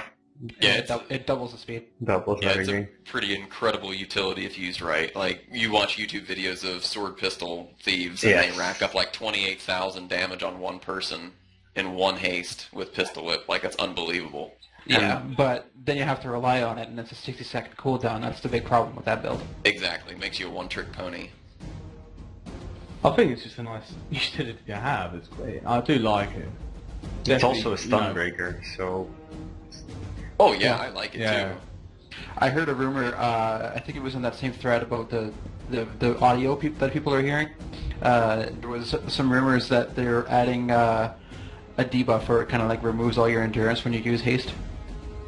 Oh, they were doing interesting. Do fashion-specific stuff for quickness, because they were the frenzy, for example, on warriors. You take 50% more damage now. So taking it back to Guild Wars 1 day. Not that it matters. If they hit you with a full frenzy, you're dead anyway. Yeah, but if it goes out of the way, then you can just go, way, wake up. True. You know what I mean? Sure. Well, okay. My issue with quickness, or, well, in general, not just for Thief, is that it makes combos possible that are not normally possible because of animation times, such as if you spam Pistol Whip correctly in haste, you can keep someone stun locked, or not completely locked, but it's you keep stunning them for a quarter second, like roughly every little over half a second, or little less than half a second. So they basically can't do a single thing, not even dodge, because right before you dodge you get interrupted again and they take so much damage. Same thing with 100 Blades, where you just shield bash, switch to 100 Blades, and but those skills can function, without haste. One of the biggest issues with certain skills like 100 Blades is like it's a channel, so they're stuck in the ground, and they're stuck during the whole duration, and they require setup. That's what I don't like about certain skills. There's certain skills that do a huge amount of damage, but require setup. I would never use Pistol Whip without haste. I totally agree with you. Oh yeah, completely. Well, that's sort of my thing, since Pistol Whip does a ton of damage on its own. Like, the amount of DPS you can do with those kind of channeling skills is much higher than you should be able, well, not should be able to do, but it's a lot higher than other skills. And it's balanced around you being standing still and channeling the full duration, which requires a setup for your target to remain still. With haste, you suddenly get rid of half of the timing and becomes like just one of the best DPS things possible.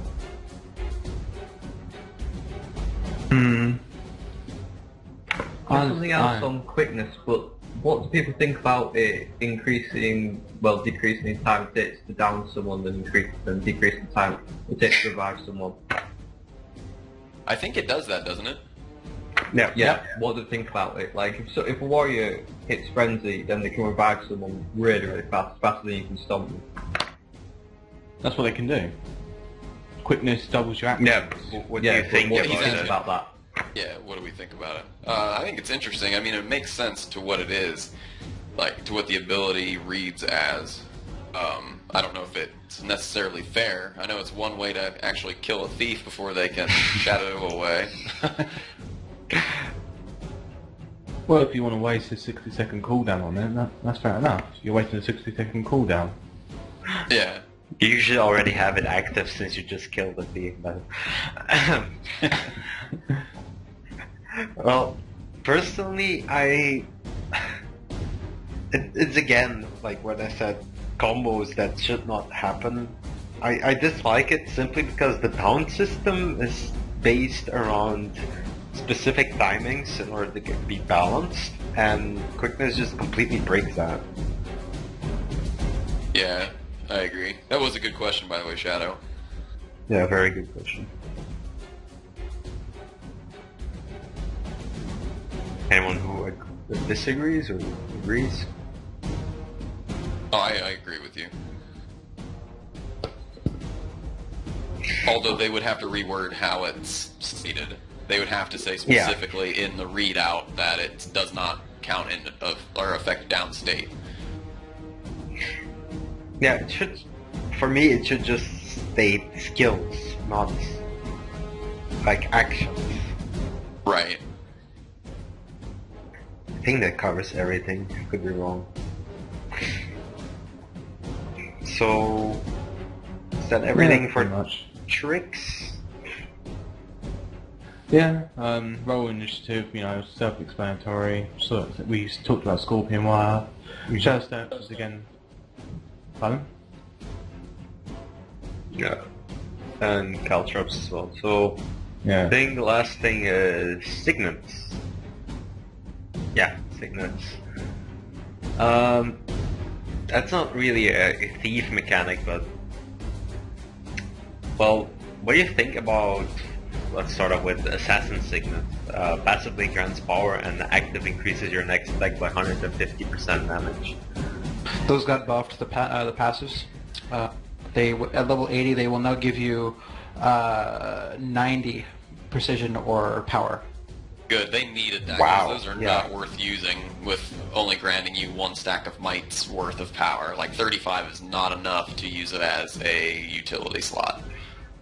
Especially considering what their active is. I don't like either of their actives, really. I mean, like, agility's decent, but the 150% damage on your next attack is not, in my opinion, worth using it for, with only 35 power.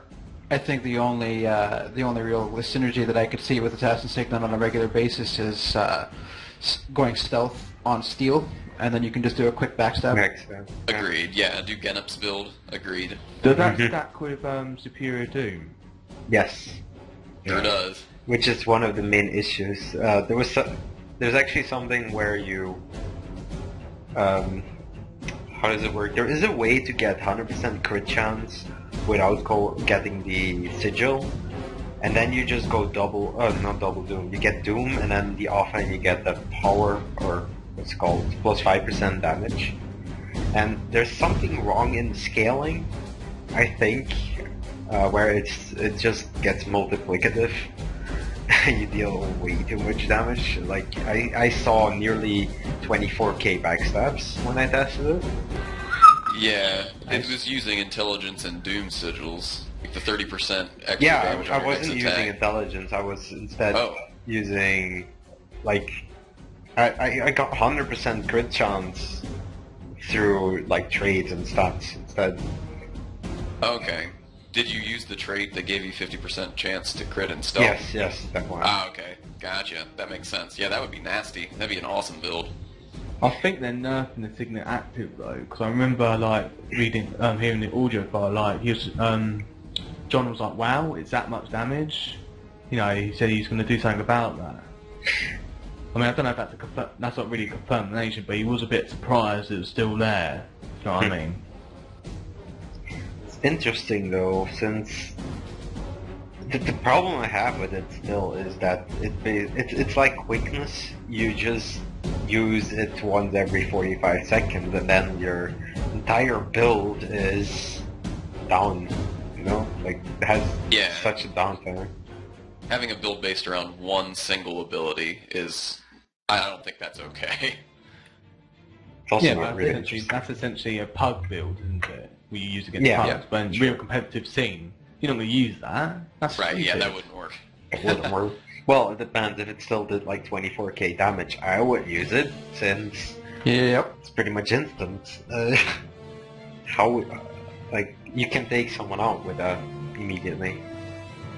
Just something on the sigils. They did say that they were going to rebalance them because of one-handed weapons getting much more benefit from using them compared to two-handed weapons, if I remember correctly. No, it's interesting. One hand, two, what? Two-handed weapons, you can only use one of them, Yeah. whereas when Yeah. you get two one-hand weapons, you can use two of them. So they So need I to got rebalance a it. bit confused there. Yeah, the two-handed weapons only get one sigil, don't they? So I think they're just going to add another sigil to that. Or Yeah, just make why them more not? powerful. That's actually an interesting one, since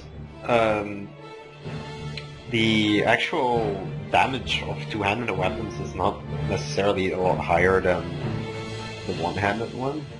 Like, it's not like other MMOs where there is a difference because you're wearing, like, you're dual wielding or you're Yep. using both your hands. That's so Right, a yeah. much needed change. Yeah, I've heard two variations of it. I've heard the one that Shadow just said, and I think it was maybe Harkin that said the other one, that they were either talking about making the individual sigils twice as strong for two-handed weapons, or doubling them up. Like, there was two rumors that I heard. I just didn't know if there was anything official said on either or not. Well, they're basically doing the same thing, just in a different way. Right. I don't think that works. Think about sigils like superior intellect. What? So they're going to increase that by 200% now. So it's going to be 200% crit chance. No, it's probably only for stats where it's relevant. Yeah, but No. I think it's better to add an extra sigil. Yeah. Oh, I agree. There's no reason not to have that. Well, yeah, but you could also just equip two sigils of intelligence on your weapons if you're going that route. I mean, you can do it right now, so it's not really... Someone wouldn't do that just because it's possible. Do they actually Right. stack if you do that? No. Didn't think so. It's crit chance, it's not like you gain crit damage Oh, with yeah, a crit yeah, chance. But the two 30% damages do stack though, right? I haven't don't... tested that. I don't think they do, because you get a buff when you switch your weapons with those on, and I've never seen anyone with 2 stacks of the same buff, like of that buff, the Doom buff. I haven't tested it, but I think it doesn't. That's actually interesting. I might test that. Yeah, I was thinking that too. Okay, so next signet, Infiltrator signet, which is the stun breaker where you shadow step to your target, and the passive is you regenerate 1 extra initiative every 10 seconds. I think the active is good because it's 30-second cooldown, I don't like it. but I don't like the passive at all. I don't mind the passive, but it's the active that I have a problem with. Okay. The problem is you shadow step to your foe. So if you're going to use Yeah, Sunbreaker that's true. Okay. against a 100 Blades warrior, oh dear, you've shadow stepped to your foe. You're going to get slaughtered. Now, if you shadow step behind your foe, that would be different. That would be nice, actually. I think Interesting. Shadow Steps automatically put you behind your foe, if it works the same way that it did in Guild Wars 1. No, I don't think it does. I don't No, think I think they it's do. the closest route to your opponent's where it's going to leave you. Pretty much. Like, it doesn't make sense. It almost contradicts itself because the way the passive works, you're going to initiate or whatever, get an initiative every 10 seconds. Well, you're not going to use that as anything but an opener. Like, you're going to shadow step to your foe because, like Dean said, you don't want to jump in front of 100 blades. That's dumb. But once you do shadow step in, you're going to stop the regeneration of your initiative. So why do you want to have it? Like, it's got a 30-second cooldown until it starts regenerating again, right? Yeah. I just think that 10 seconds is too long for one initiative. Yeah. It doesn't really seem that useful in the heat of battle. Like, you'll maybe get 1 or 2 You'll picks get out of like one fight. Yeah, you know. Doesn't really seem that helpful, especially when you have abilities that cost 5 initiative or 6. Yeah. I think it's more about, well, here's the way I see signets, is more in between fights you have the passive, and in the fight you activate it, and by the time the fight ends you have the passive again, so that's... What would people think of having a trait where you keep the passive after you activate it, like the elementals have? Yeah, I can see that working. That could be fun. I don't see why other professions don't have that. Because the Elementers passives are quite crap. Even the actives are like not on par, really. Like the activates for the signets is a heal, a chill, a immobilize, a burn, and and a blind. That's it. So it's very weak, even though I get this passive. You know what I mean? It's just a bit.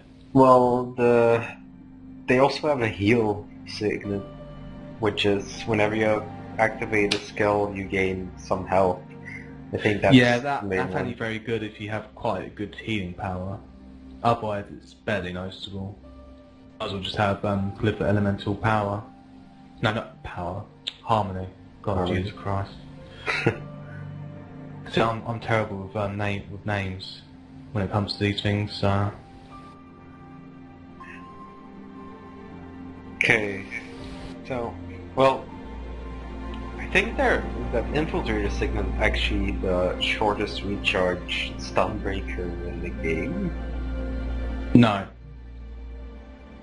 There's one less than 30. I think Guardian has a 25-second one, I think. Really? You can Okay. reduce the No. cooldown on it though. Also, I think Death Shroud is a stun breaker, so that's a 10-second cooldown. Yeah, Necromancers get lots of stun breakers to get Plague Signet, which is currently I don't know if it's bugged or intended, but when you cast it, it instantly breaks the stun. So if you either dodge or cancel cast, it puts it on a 5-second cooldown, and then you can use it again, so you get the stun breaker every 5 seconds. Really? Bloody hell. Yeah, there's also the Guardian. When you use Shield of Absorption and you cancel it, you get the same thing. That's ridiculous. That is so ridiculous. I'm pretty sure that's not intended, and even if it is, it's overpowered. So I'm still stuck on what Shadow just said about Necros getting that. Oh my gosh. They're hard enough to kill as it is. They don't need that. The problem with Plague Signet is that it draws loads and loads of conditions to you, which is an absolute pain in the ass, and it continually puts you in combat when you're just walking around the map. So you'll be walking around the map and you randomly get crippled and then burn and then bleeding. It's really annoying. maybe that's how they nerfed it. Just put a drawback on it. Okay, next signet, you already mentioned it, agility. Passive is you gain precision, which I guess now gives 90 precision, according to... Yeah. Mm-hmm. And that would be essentially a 10 points in critical strikes without the crit damage. And the active is refills your endurance bar and remove a condition for all nearby allies. Pretty decent. Like, the active's really good. Active's really good. And now that the precision's being buffed, that's going to be one of those toss-ups where you don't know which utility you're going to use, because that's always going to be in the top, because that's really good. Does that refill to 100%? Like he only Yes. Full. Yes. Yeah, that's brilliant, man. What I don't know is for the 15 trait line point where it gives you endurance on dodge. yeah. Does that refill the endurance for your nearby allies, or is it just... Yeah, that's what I just wanted to ask. I'm not sure. I haven't The tested wording suggests it does because it says refill endurance and remove a condition for all nearby allies. Yeah, I'm pretty sure it means 100%. Yeah, it's really good. That's really good. That's on a 5-second cooldown. That's fantastic. I used that one when Leaping Death Blossom was still spammable, pretty much. And I used the... what were they called? The Runes of the Adventurer? Where whenever you use the heal skill, you regained your endurance meter. And then you use the... Adventure, yeah. Yeah, and then you use the 15-second recharge heal Oh, to that'd dodge be fun. roll. And you just had, like, unlimited dodges and Leaping Death Blossom. So. But I think that's no longer... Well, it's probably still possible, but it's little... Like, you run out of initiative faster now. At least last beta weekend.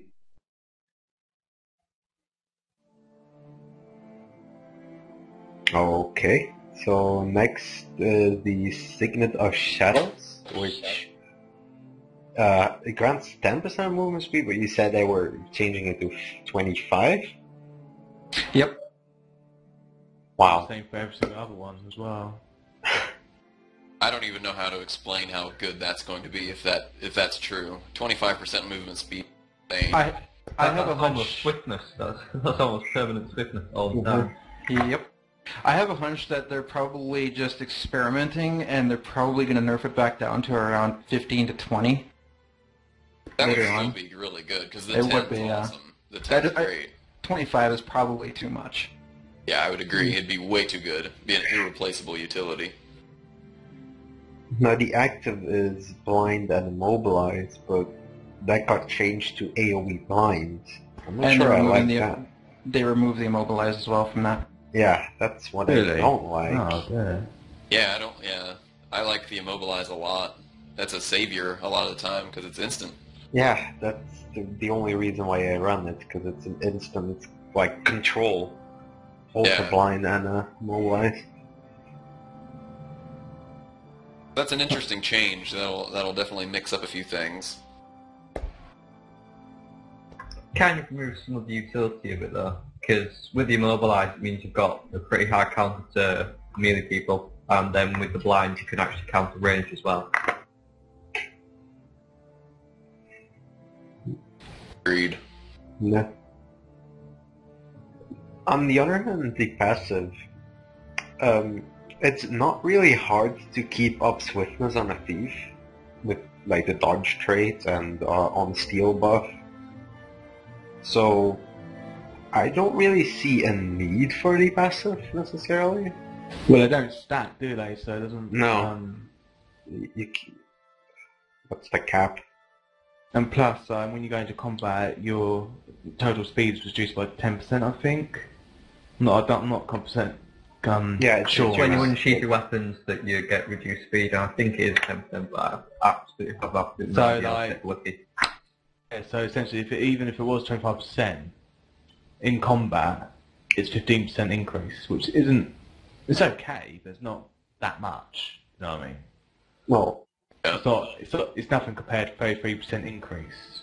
well, Speed. swiftness also, and if you calculate it like that, swiftness would give you 23%. Yeah. So it doesn't really matter how you measure it, I guess. I read something that engineers and rangers both can go faster than any other profession. Is there any truth to that? Like, I think they go up to 40% as opposed Yeah, to 33. You can get more than 33 with rates can. like For rooms. I think there's a hard cap of 40% on how fast you can go with stacking things. yeah, there is a cap. I don't know which one. I read that it was 40, and only 2 professions could actually achieve that, and that was the ranger and engineer. I'm pretty Well, sure so passive- the warrior can get that with the traits when you use melee weapons. You move faster. I think the fastest class in general right now is probably the Elementalist, actually. Well, yeah, that's based on abilities, but I'm just Right, referring to movement in general. I see, okay. Well, so the passives from the traits can actually... Do they stack together? Not sure. I think No, just so if you get overall 20%. movement speed stacks to a cap.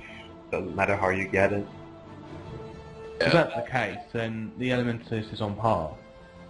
Because we've got 20% increase. If we've got daggers, we get a 20% increase in speed.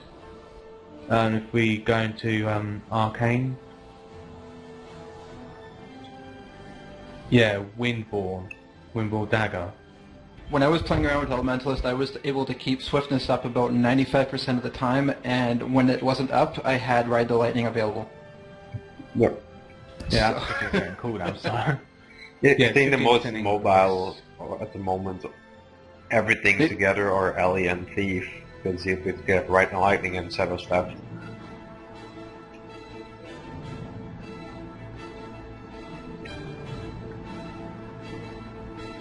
No, yeah, 35% if you stay in air and then have daggers and then have the signet. That's a bit disappointing, actually. Oh well. Yeah, it's an interesting change. I'm not sure where to put like the Signet of Shadows. Like, I'm not sure where I should put it. Something I guess we'll just have to test out in the next weekend if the changes are implemented. Yeah. If it's just a blind, then, you know, Yeah. at the end of the day, you know, it's a utility, you're supposed to use it at some point, and if it doesn't have the immobilize and only has blind, then it's essentially quite worthless, in a way, even with the increase in speed, movement speed. Agreed. Yeah, there's no point in if Yeah, that's the using case. No point in taking that over blinding powder, because blinding powder you can at least stealth yourself and everybody else, and still blind everybody. Yeah, exactly. Yeah. I think all signets sort of have the issue of either the passive is good or the active, and you're gonna either not use it or use a recharge based on that. Most signets suck, pretty much, in some shape or form. Only some that are really good. Only some. Maybe with this trait that like keeps the passive on recharge. You're asking what's the name of it? No, I'm just saying maybe if every profession has access to such a trade that they would get used more. Well, it would be a 30-point trait since Elementalist one is called Written in Stone, which is what it does, but it's a 30-point in Earth. So I think it would most likely be at the end of the trait lines, if it was the case. Wow, that doesn't seem worth it at all. No. Yeah, it really doesn't. What were you trying to say, Zill? I see your mic queuing, but you don't talk. Who, me? XIL? No, I wasn't saying anything. Oh, okay. He's pressing on purpose, you know. Have some fun.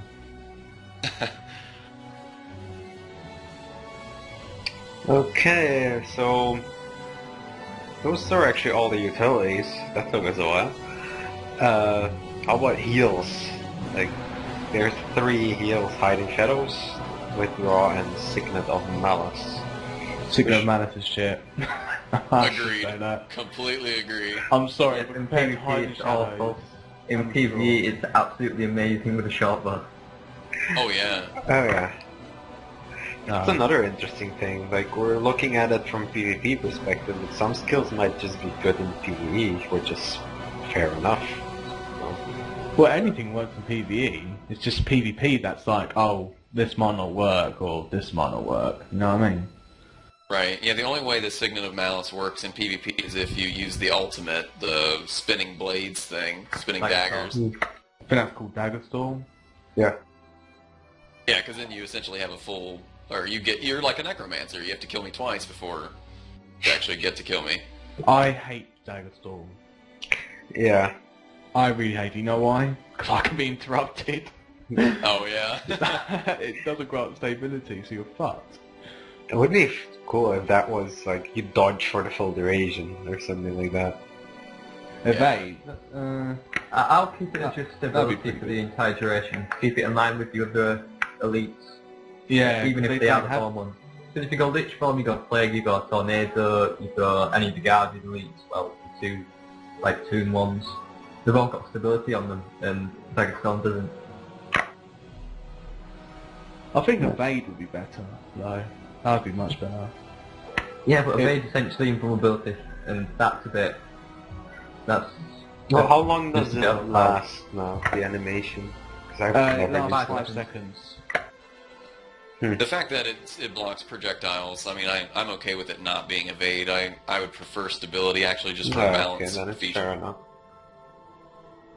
Well, then again, like, the thing you want to It try actually reflects to avoid. projectiles, It reflects so projectiles. it sends them back to them if they Right. fire stuff at you. But yeah, that's even better than blocking projectiles. I forgot that it reflected.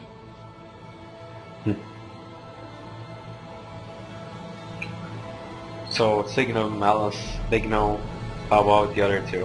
Hiding Shadows and Withdraw.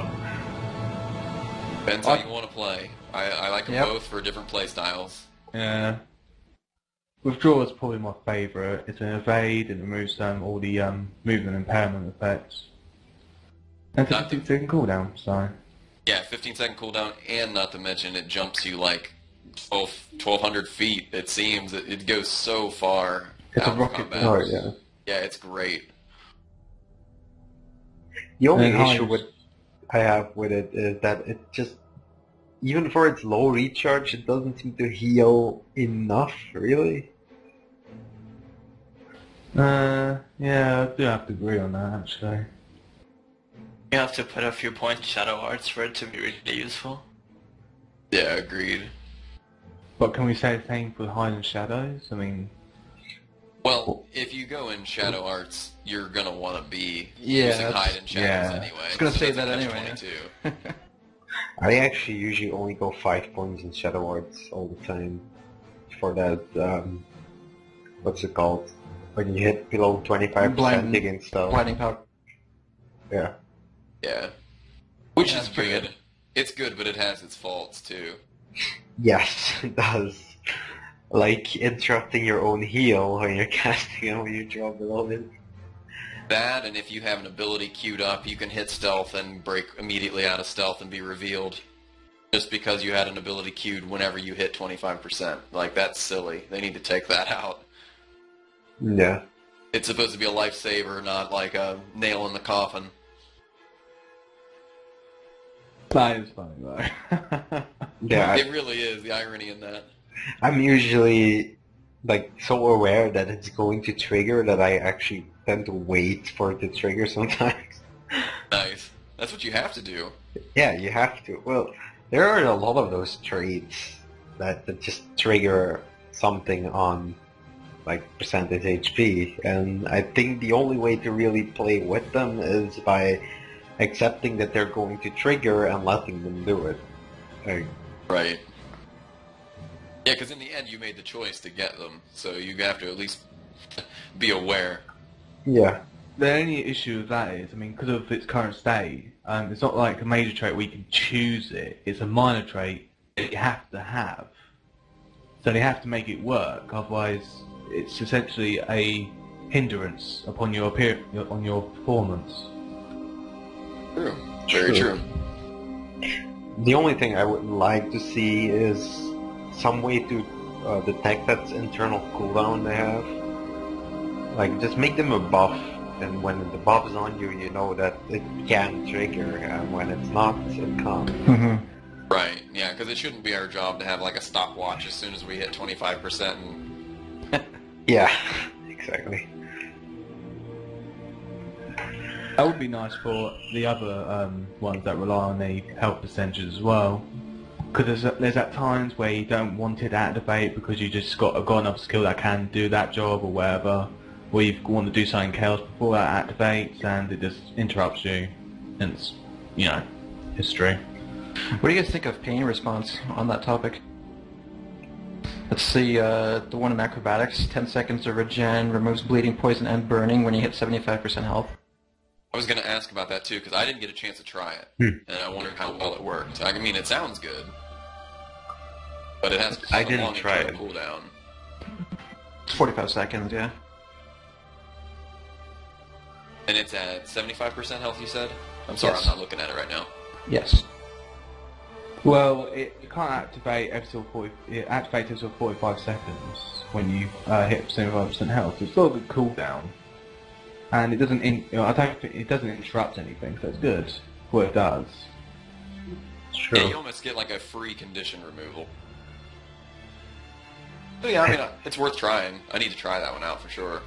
It's nice, Sounds but interesting.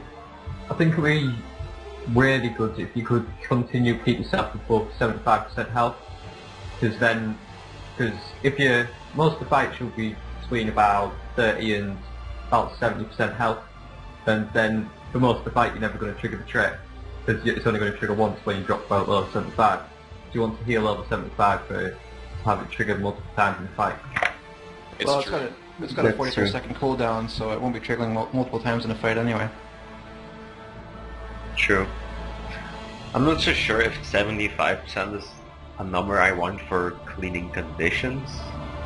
Like, I think that's probably too early in the fight. Yeah, I would almost prefer 50 or 25% for that one. Yeah. I think the only reason... 25%. It's really throwing up between, will people throw all their conditions on you at the start of the fight to try and burst you down, or will they be doing it later in the fight? Because it really deals with all the burst conditions. It's sort of impossible to do. There is nothing that can burst conditions up quite easily. You usually build them up and then maintain. Yeah, condition builds are a bit of a war of attrition, just to wear them down slowly. I think the only reason they added that in, the remove bleeding, poison, and burning, is because it also gives you regeneration. So obviously if you get regeneration and you have any of those three conditions on you, it's not going to be very helpful.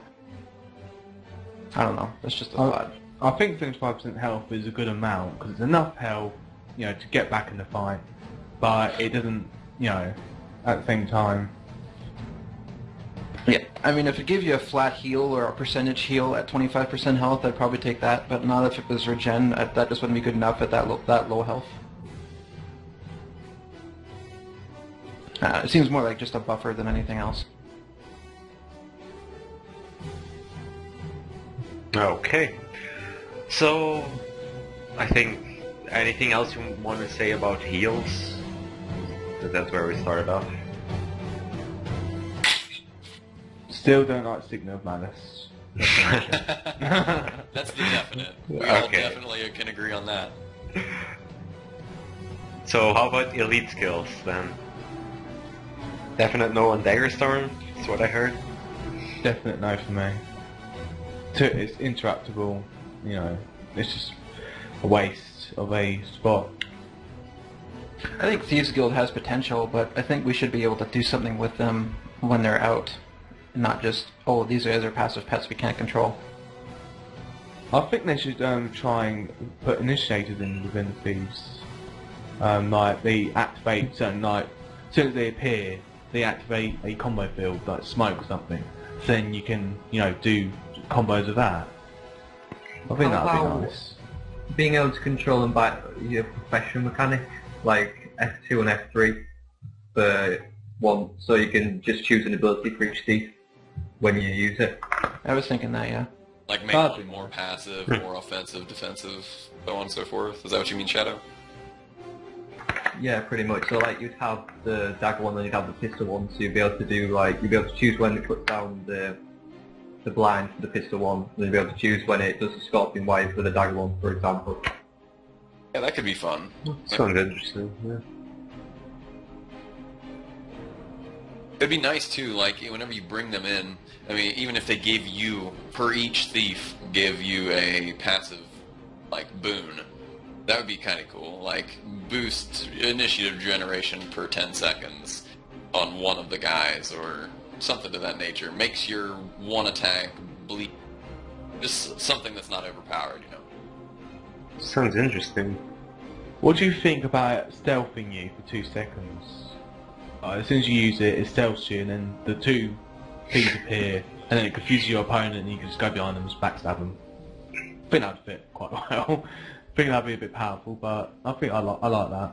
Well, see, that's actually the only time I've used Thieves Guild is I put down the Shadow Trap, and then I use Thieves Guild as soon as the Shadow Trap is triggered. Yeah.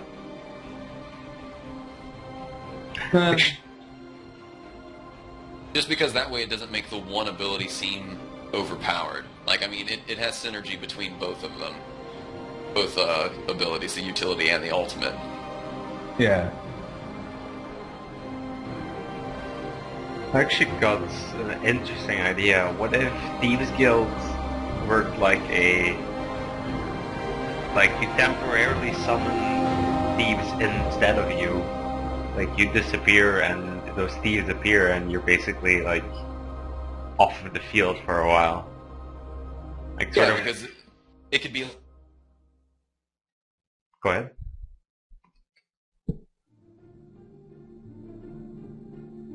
I think his mic just died or something. Or Yeah. his internet connection. Yeah. I was already checking if it was me.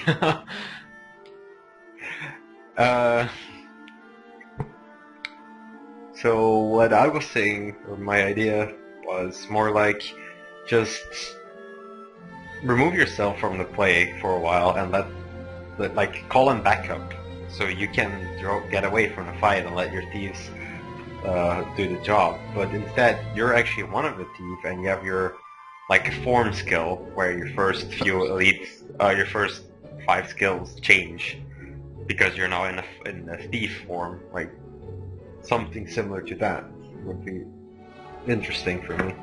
User think in your it takes- channel timed out. I think it takes away from the User joined your concept of channel. Thieves Guild just a bit too much. But it's kind of a nice idea. I'm sort of lacking a form spell or elite in thief, which I think there's room for. I think really you don't want one as Thief, because I just can't see it working as Thief with having the power ability. With, for example, with Necromancer it makes sense, but not with Thieves. I'm sorry, I missed that. I DC'd. You said you feel like you're missing a form ability? Yeah, okay. My idea with Thieves Guilds was basically like you become a thief. Like you summon in backup, but you're not actually there. You're being one of those thieves. Like your first 5 skills change because you're not playing yourself. That would be awesome. Because I mean, That wouldn't make any sense. Well, it would. I Do you control his understand. mind during the period or something? That's Or a bit you weird. can. Yeah, the issue I see is I want to keep yourself there and just say you gain stealth, but then you again just have no control over your thieves. So I'm looking for a way to add some control into the elite while like being possible. So the only thing I can think of is a form where your first 5 change, so you can basically like command your thieves. The reason I mentioned adding the Thieves Guild as controlling thieves as like a professional mechanic is I was just thinking with the Rangers pets, because they have their passive skills that they automatically use, then you have the ability that you can just use, and the active, so just treat them like range pets, essentially. That would make sense. If you, I just kind of, this might sound stupid and isn't well thought out because it just came up, but thinking of a form ultimate for a thief, it could almost be like we enter a temporal rift because it's a form of stealth where we move like super fast, all that crap, and our world's like super shadowy, and it only lasts for a really short time because that'd be super overpowered. But it's almost like you can really unload on somebody in that short amount of time or escape, whatever you want to do. Like that could be a form ultimate for a thief. There were one. Or maybe something that I said a while back about a steroid for initiative regeneration. Maybe that could be one of our ultimates. Oh yeah. Yeah, that could be fun. A steroid. Yeah, it's, figure of speech. It basically gives us an initiative regeneration buff. A steroid, my god. Yeah, I mean that makes sense. We haven't, the thieves haven't really got any like the warriors, for example, have got a signet that will grant like fury, might, swiftness, blah blah blah. So it would be nice for something like that really for the elite. Just a nice active. Yeah, some interesting ideas. Why is that? I'm curious though, why is initiative regeneration terrible? It's kind of one of our biggest weaknesses, is that our initiative is It's every limiting us. 10 seconds. Huh? Most of the initiative regen on like the traits and things like that. I'm not are talking about actually that. 10 seconds. I'm talking about a new idea for an elite. Oh right. Like Something better. Like it could almost max out your initiative and have your abilities cost nothing for like 5 to 8 seconds. Like it couldn't be anything long though, because Yeah. you can unload so many abilities that way. There's an idea. Your abilities don't cost initiative. That would be awesome. That Yeah. would be cool. Like it could be like adrenal or something, because I mean thieves are in the alleys, they're probably gonna go buy some drugs, get all jacked up on meth, and then come in and kill you. They don't want to remember their morning, they gotta assassinate you. So what you're saying is they're going to literally call it steroid. There you go, yeah. Yeah, but then they get addicted to it and they won't choose the other elites. That's Touche. good. You know what I mean? Yeah, And you then almost- then when they grow older, they have small balls. And small willies, so it's like, oh dear.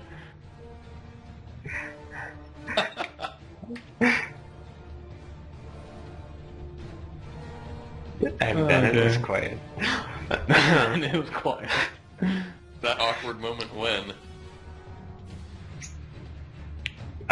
To be honest, I would still use Basilisk Venom in my Venom builds. I use it even outside Venom builds. It's a stun, essentially. So Yeah. on 45 seconds to cool down, it's a stun.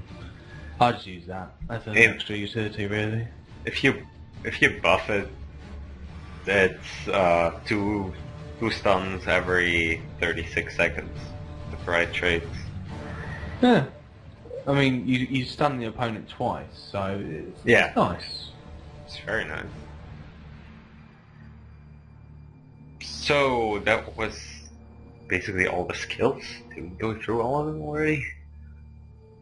You didn't go through all the weapons if you By the want way, to does sit anyone down. know if you can remove Basilisk Venom with Still Breakers? No, Yeah, you you can't. Can't you?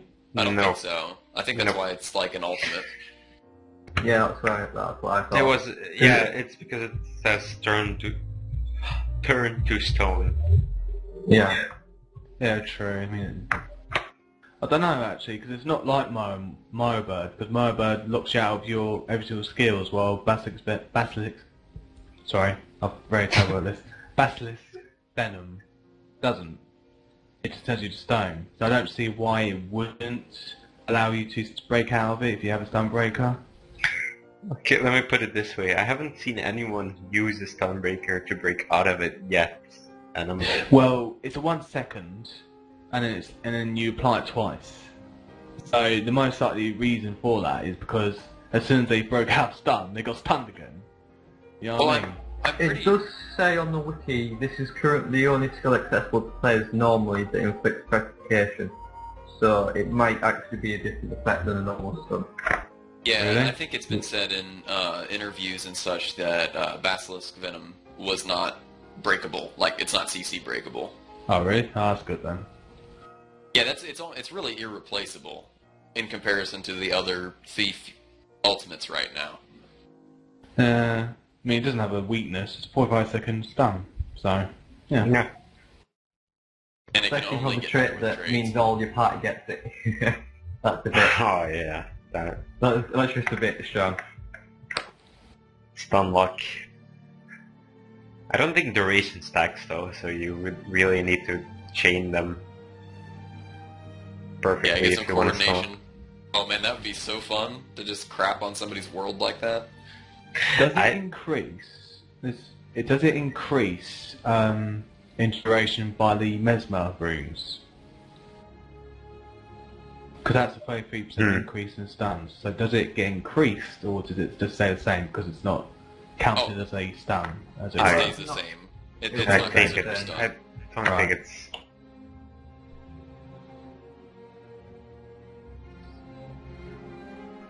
Not as really powerful as it is. So Yeah. Yeah, it is. funny enough, people were complaining about it on the forums, and I was like, "What are you talking about? 45-second stun. Why wouldn't you not want it?" Or we'll complain about anything on forums. Pretty much. Yeah. That's why I'm happy to have this like little Theorycrafting night, because I'm so tired of reading a bunch of whiners on those things. Just don't go to guilds to Guru. Just That's don't. yeah, those are the forums that I read. That's it. It's truly awful. It really is brutal. They were talking about this topic about removing bleeding stacks. You know, remove the cap on that. That would be so powerful. There'd just be necromancers everywhere, casting epidemic, all that crap. Oh god, it will be rangers. Yeah, Axe rangers. axe rangers, So it's back to everything. bleed. Dear God. So I mean, they tried to compare it to direct damage and things like that. I was just like, oh, you fucking dipshits. I actually think condition damage is stronger than direct damage. It is very strong. As soon as you apply it, that's it. They can't dodge out of it. They can't, you know, they have to remove it. That's the biggest, you know, strength of it. You know, unless you remove it, it stays with you. Also, toughness doesn't affect it. So if you've got them really tanky guardians that are just stacking toughness, then it just rips through them completely. Yeah, exactly. Well, toughness at the moment is a bit meh. You might as well just have an increase of vitality. Oh, Covers I'm all not going to get areas. into this argument. I've made a post on the forum. I'm not going to get into this argument. Alright, big guy, alright.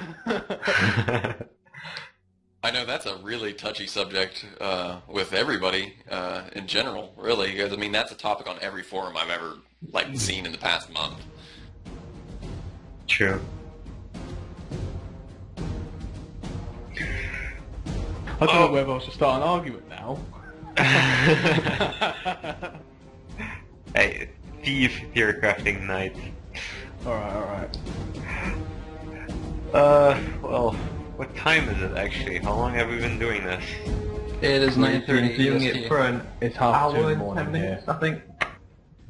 A little over 2 hours. 2 hours. Since you started, anyway, yeah. Yeah. Well, okay, there was actually another subject that I really wanted to discuss, and that is the reveal mechanic. What do you think? I like it. I like it. Agreed. It makes sense. You've been revealed, you know. You're fucked now. Is that kind of buggy right now, though? It is. It's very buggy, especially with Hidden Thief. Like, Hidden Thief is awful with that debuff. It's kind of What can you fix it with, though? I mean, you can't really lessen the duration of it. Oh, it's a matter of, like, I think whenever I it's say it's 3 buggy, seconds. Always. Yeah. Yeah. I mean, 3 seconds is a good amount for what it does. Exactly. Yeah, because most of the stealth abilities give you 3 seconds in stealth. It only makes sense to give you out of it, 3 definite out of it. Yeah, exactly. I really like what they've done with stealth for this game. It's brilliant. But I've never played a huge, stealth-based thief, so I've never really encountered that kind of issue with it. I'm not really sure about this bug you're talking about when it comes to the thief. Well, it's with the Hidden Thief trait in general. I mean, it's buggy by itself, but whenever you incorporate the revealed mechanic, it's miserable, because a lot of the time, even without the revealed mechanic, whenever you go and you use your steal to go stealth for 2 seconds, which I think goes to 3 after that minor trait in the master tree, you get the revealed debuff, but your character doesn't actually go invisible, even if you don't have the revealed buff whenever you steal. So, like, it still gives you revealed without giving you the stealth to get away. Right, I see. Oh, sounds horrible. That's terrible. Yeah, I feel so sorry for you. well, whenever it works, it's great. Like, whenever it actually functions properly, it's an amazing trait to go for, but it doesn't always work. They'll fix that by weekend 3, if not launch. I don't think it's something to worry about. Oh yeah, I'm not stressed about it. ArenaNet's pretty on the ball with that type of stuff. That they are. I tell you, the weirdest thing, like, the audio that on Reddit, like I said like a couple of hours ago, like, it's so weird how they do when they deal with these certain skills that are overpowered and things like that. They just go, okay, we'll just reduce it and then just test it out. There you go. I was expecting like a mathematician or something like that. You know what I mean? You expect it to be so simple. Yeah, they go No kind of offense to caveman on it. You, sir, are not a game designer, are you? I think they can get away with that because they have tools which mean that they can change your builds with it within a minute or so. So in an hour they'll go through about 20 different builds for the game, and they can just test stuff. I know what you mean, but it's just so casual. It was just like what we're talking about. They were talking like how we were talking. It wasn't like, we can't do that because of blah blah blah and blah blah blah. It's literally like, oh, let's give it a try, yeah.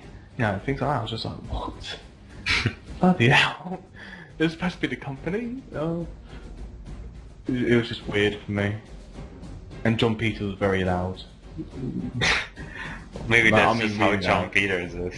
I met him at last year's Gamescom, and he's kind of one of, like, a very open guy. Very open, and he'll overtalk you. Yeah. But that's, maybe that's just his style, and that's probably not That's how, John. like, Isaiah Cartwright does things.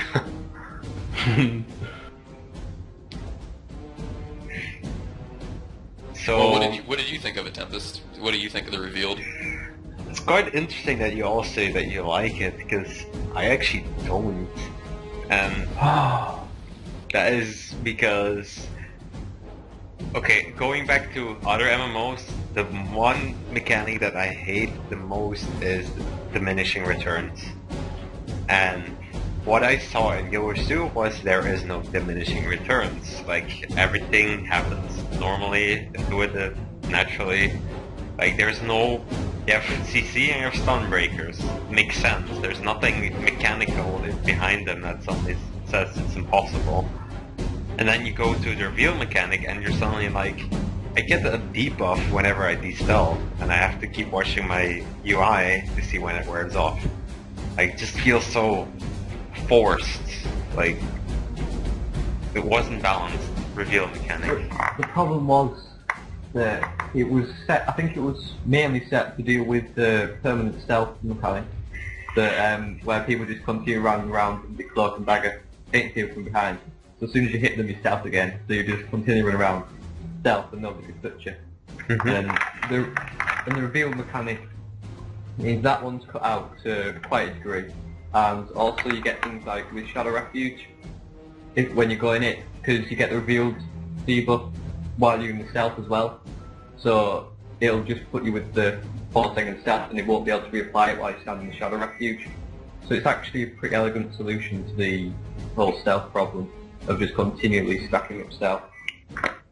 How do you feel, like, you know, meld with shadows, it's a 15-point trait in Shadow Arts.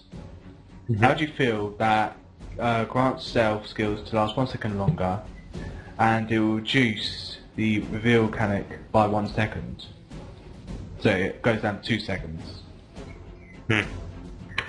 That one, instead of increasing the duration of stealth, I think it should just reduce the duration of reveal, because I can remember correctly, and I could be completely wrong on this, but that trait also increases the duration of stealth of your down mechanic, which is why it's such a pain in the ass.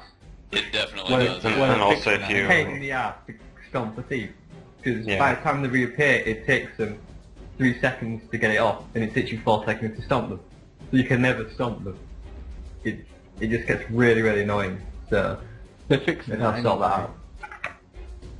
Yeah, that's something that they definitely needed to fix. I mean, personally, I know it has to be annoying to people trying to stomp, but it's just as annoying for a thief trying to get up, because I hate being in the down state. I wish they just had something where I could slit my throat and go back to play. I actually let myself die instead of trying to, if there's nobody near me to res me up, I just let myself time out. Yeah, I don't blame you. It's so frustrating being in that down state and almost getting to the maxed out point and then have somebody tag you and you're like, oh god, I gotta go through this rotation again.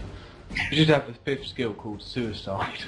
I agree. I think everybody should really be offered that ability, every single profession. Because I don't think it's after watching Teldo's video where he just kept that elementalist in the down state the whole time. I mean, that's ingenious, but that is so infuriating to me. Well, how did he do that? I mean, for him to keep it like that, the elementals actually had to try to survive. Right. Well, basically all he did was he just kept hitting him once whenever he popped heal. No, not healing. Help me. The number 4. The number 4. Bandage. Bandage. Help, something like that. You just interrupted that, and for the rest, he just left him there. If he didn't try, he would take out slowly. But yeah, I mean that was a great strategy on his part to take over or take advantage of that guy's stupidity. Well, you always need to have some kind of downtime. If you get what I mean, if you put the suicide button there, it's either there's allies nearby and I don't hit it, or there's no allies nearby, I hit it immediately. And I would say put it on a 30-second cooldown. You don't unlock it until 30 seconds. More like a 15 to 20 second cooldown, so the 30 seconds seems a bit long to me, because keeping someone out of fight for 30 seconds is quite a while. Oh yeah, I agree. Another just a random idea I just thought of is, in Guild Wars 1 you had death penalty. What if you made suicide possible any time, but if you choose to do it, you get that death penalty? Now you've got to decide what the death penalty is going to be, and how are you going to reduce it in such a pain. Just minus stats. I think that's the best way to do it. You have the buff from the NPCs in Forest, just when you have death penalty, you have a minus instead of a plus. Yeah, but then no one would ever use it. Yeah, Well, you don't reduce you would, the stats, do you? but you might want to do it if you can res like 10 seconds faster. Exactly, because that could be like your team needs a node neutralized and to win the game, like, and you have that option. It's like, well, yeah, if I can get to the node and neutralize it real quick, then this is totally worth the reduction in stats. Yeah, depends, the though, problem is you've got to time it really well because the respawn time is, I think it's on a 30-second cycle. Yeah, So the global you can get cooldown. stuck out for a long time, or you Right. get stuck out for no Sure. time whatsoever. So, and it's not going to be as important as it was in Guild Wars 1, where in Guild vs Guild you had 2-second retimes back, two 2 minutes. respawn timer. So literally they would wait until it was just over the 2 minute back, and then they would kill someone, and then they were out of the match for 2 minutes. So you could keep someone out of the match for 30 seconds. So it's not as bad as it used to be, but it's still, if you're sniping people at the right times, then you can really keep people out for quite a while. Yeah, I normally try and survive just long enough so I'm near on the 30-second marker, then I just, res instantly. No.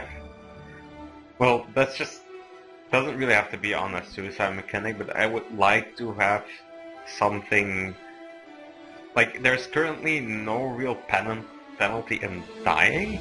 Like you give a few points to the enemy team, but that's basically it.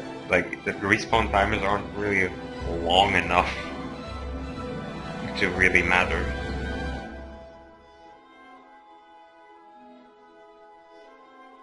Well, I just feel you shouldn't get punished that much for, just dying. I mean, if you die enough times, I think you do get a debuff. I think you do get a death penalty if you die too much too often. Do you? Yeah, I Only in think so. PvE, right? That's, In no, PvE, that's getting, yeah. it's getting downed too often. Because if you get every time you get downed, you get less health the next time you get downed, until you instantly get defeated at a certain point. So you can't continually just keep on resting someone. How many times it takes is about, might be 3 or so. No, about probably close to 5 times you got down, and then they just instantly die.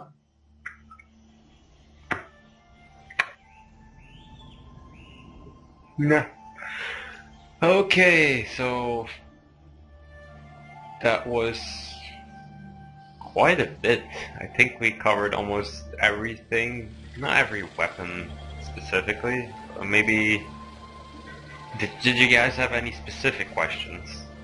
Like, What weapon sets do you use personally? my favorite weapon set was Pistol Dagger, which is basically the condition build that I posted up last. And the second set is Short Bow. Short bow. Yes. I can't imagine ever running my Thief without a short bow. Yeah, I was thinking that. I'm right with you. There is no build that I don't have a short bow with, because that is my... I'm gonna get out of here without you guys touching me and infuriate you. Like that. That's what the weapon is for. And not even that. You can actually pack quite a bunch with cluster bombs. Oh, cluster bomb, yeah, shotgun. Yeah, they've reduced the damage on that now, according to the audio file. They've Man. reduced it. Afraid it's worse than that. They also reduced the travel time of it too. Have they? Yep. Well, there goes the fun. I mean, you can still. The way that I see that is it allows me to use more skills in between. Like I'll shoot it off, and then I'll shoot a couple auto attacks, and then I'll blow it up. But I don't know. It means you have to kind of be a little bit more careful with where you aim it, I guess. Yeah, it did move really slow though, so I'm okay with that change. I usually use it at melee range. Like, just put up Devour Venom, hit once, and then just stand right next to them and target the area right behind them, and then just detonate it right on top of their head. Shotgun it, yeah, that's fun. And deals so much damage. And bleeds as well.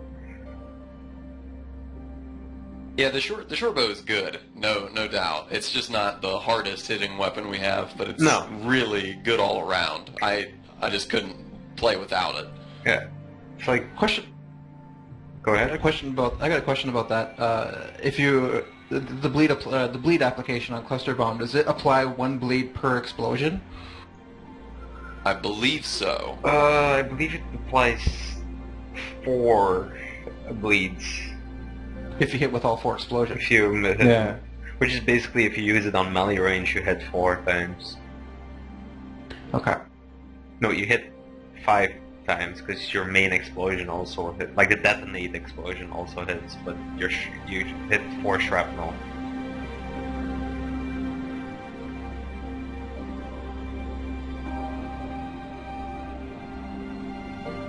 Any more questions you had? Not really. Nope. No, we covered quite a bit. Yeah. I was planning on just throwing in some general questions at first, and then leave all the questions up to you guys where we just get them going anyway, so... Any subjects then you think we didn't cover?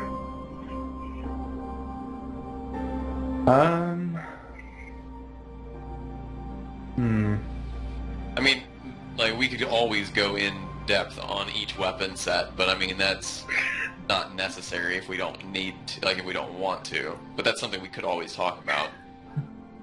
Well, we could always talk about what would be the most likely weapon set for competition. Like, Yeah, what would be... no, but You mean besides short? Besides shortbow, yeah. Like, what would be the ideal, like, weapon setup, do you think? It I think it depends. depends on the map.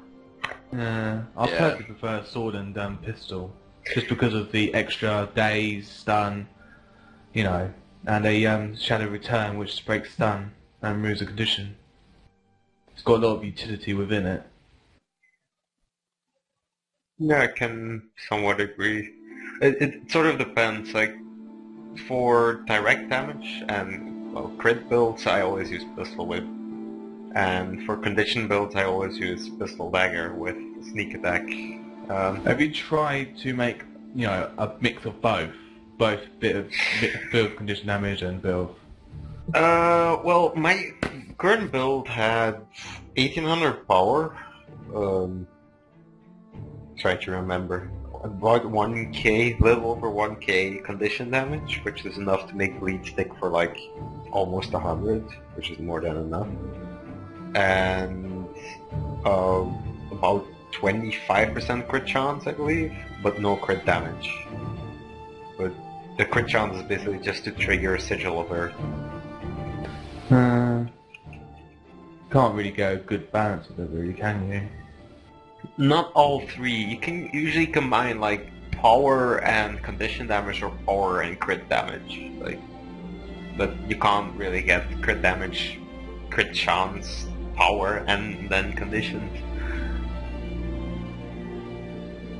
I do like the dagger pistol.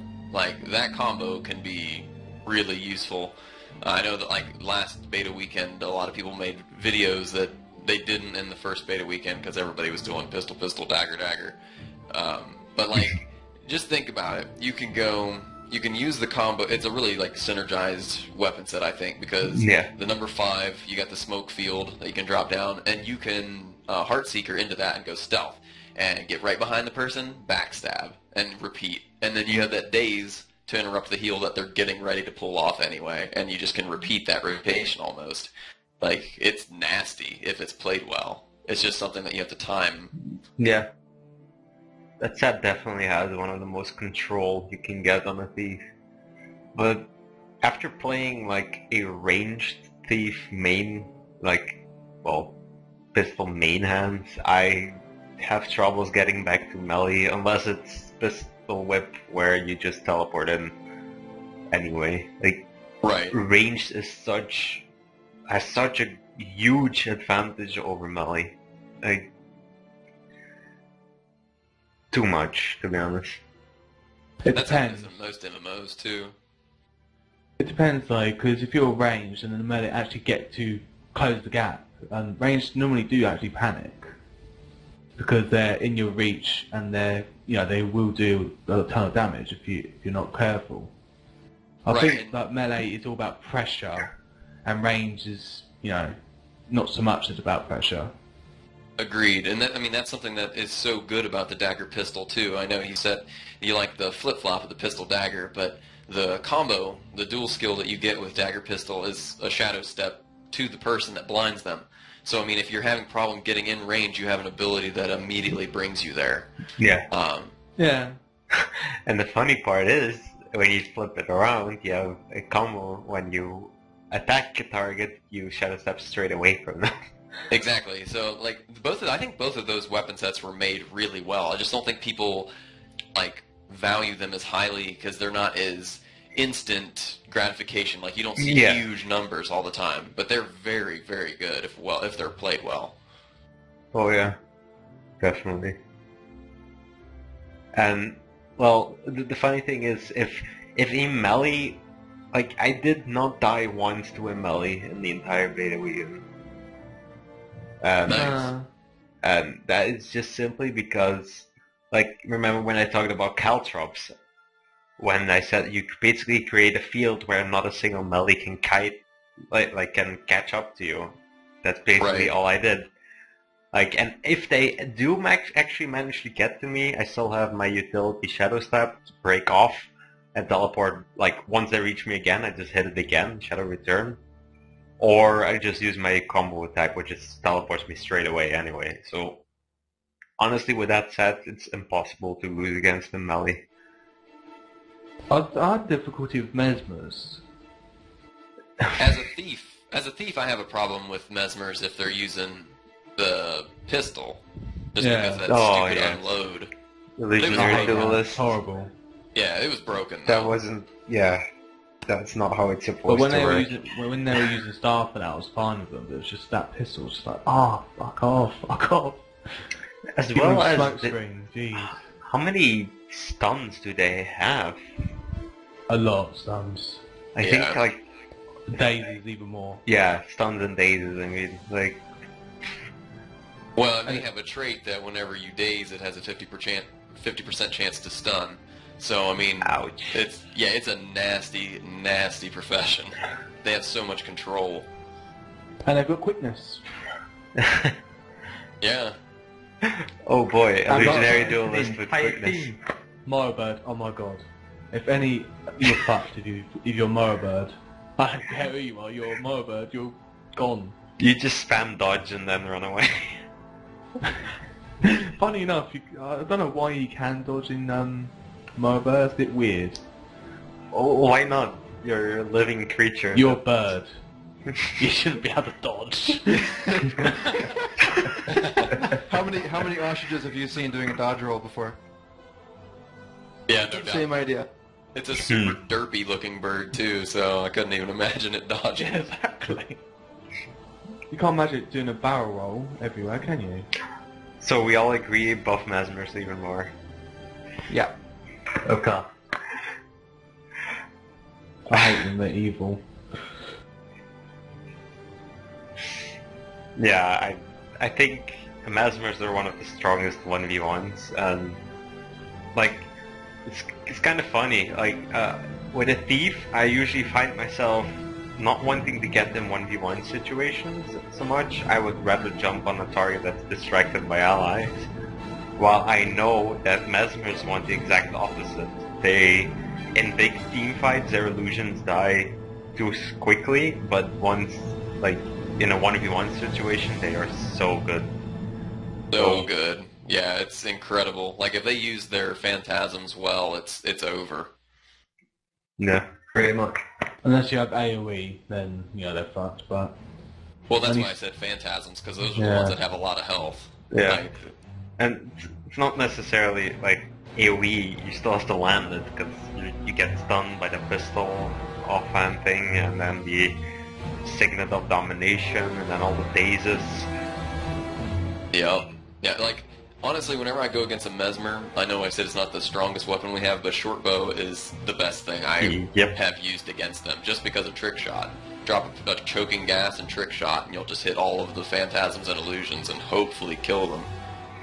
I usually jump on the Mesmer with steel, immobilize them, and then cluster bomb spam them before they pop illusions. And then Yep. The stupid mesmers pop their illusions when you're spamming them and they die instantly. The good ones just wait until their mobilize wears off, dodge out, and then yeah. Yeah, then it's all over.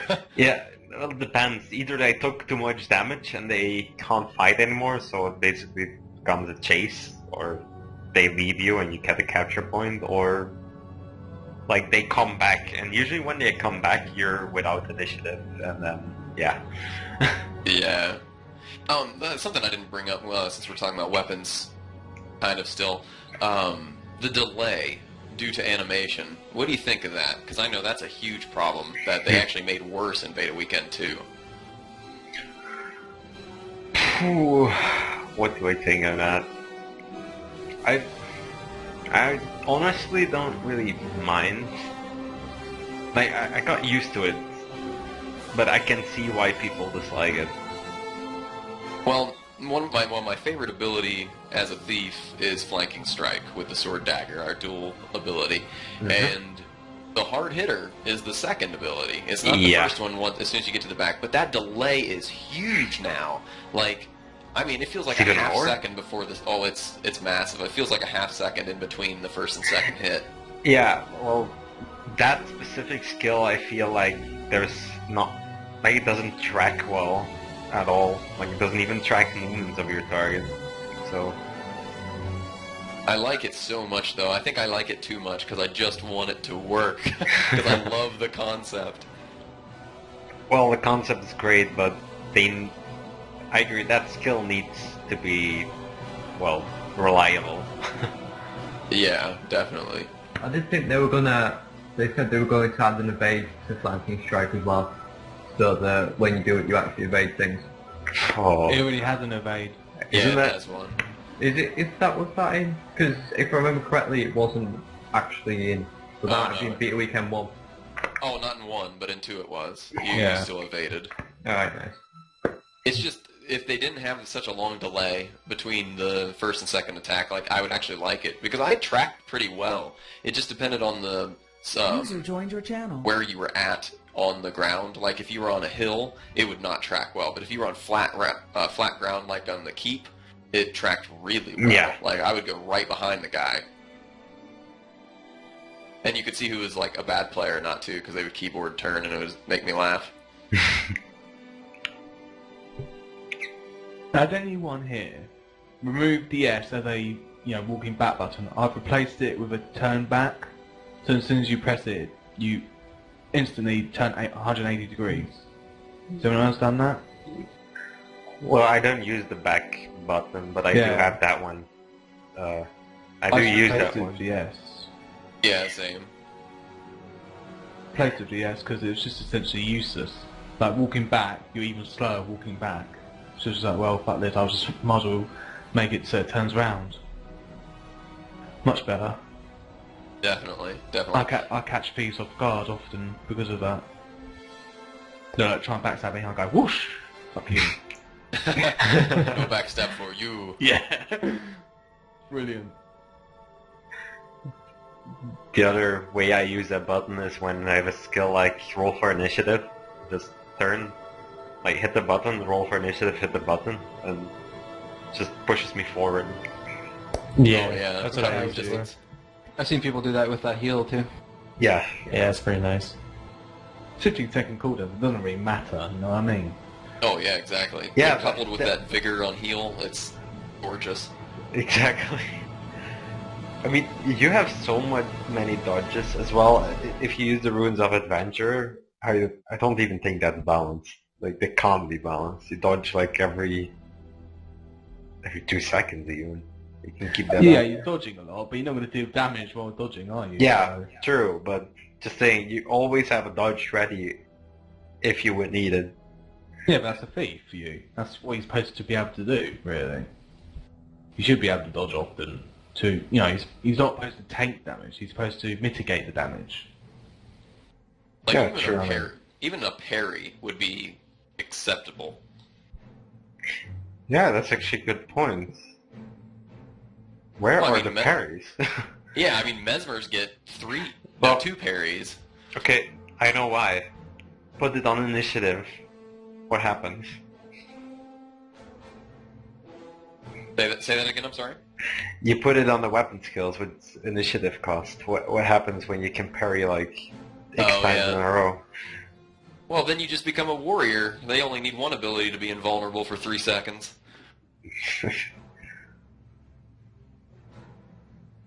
Yeah, maybe.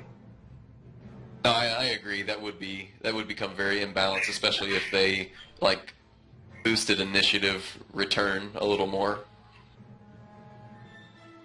Depends on what kind of effect you get when it does get triggered. Right. Yeah, I agree.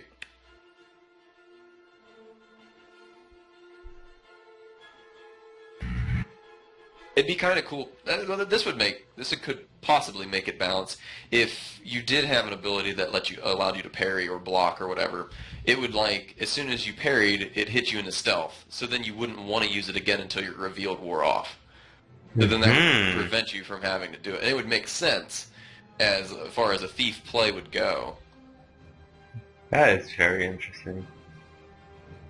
Well done. Very interesting. That would be really fun. I wish Mr. John Peters was here, and so he could just like put it in and we'll test it or we'll play around with it. Yeah, no doubt. We've had some pretty good ideas tonight. Yeah. Unfortunately, we're not the testers. Just shoot off an email with all that information anyway. Yeah. So, by the way, just spam everything like Facebook and whatever. Like here, we have a 3-hour theory crafting session that we would like you to listen to. Thanks. Right. Just send it by mail, like private. Yeah.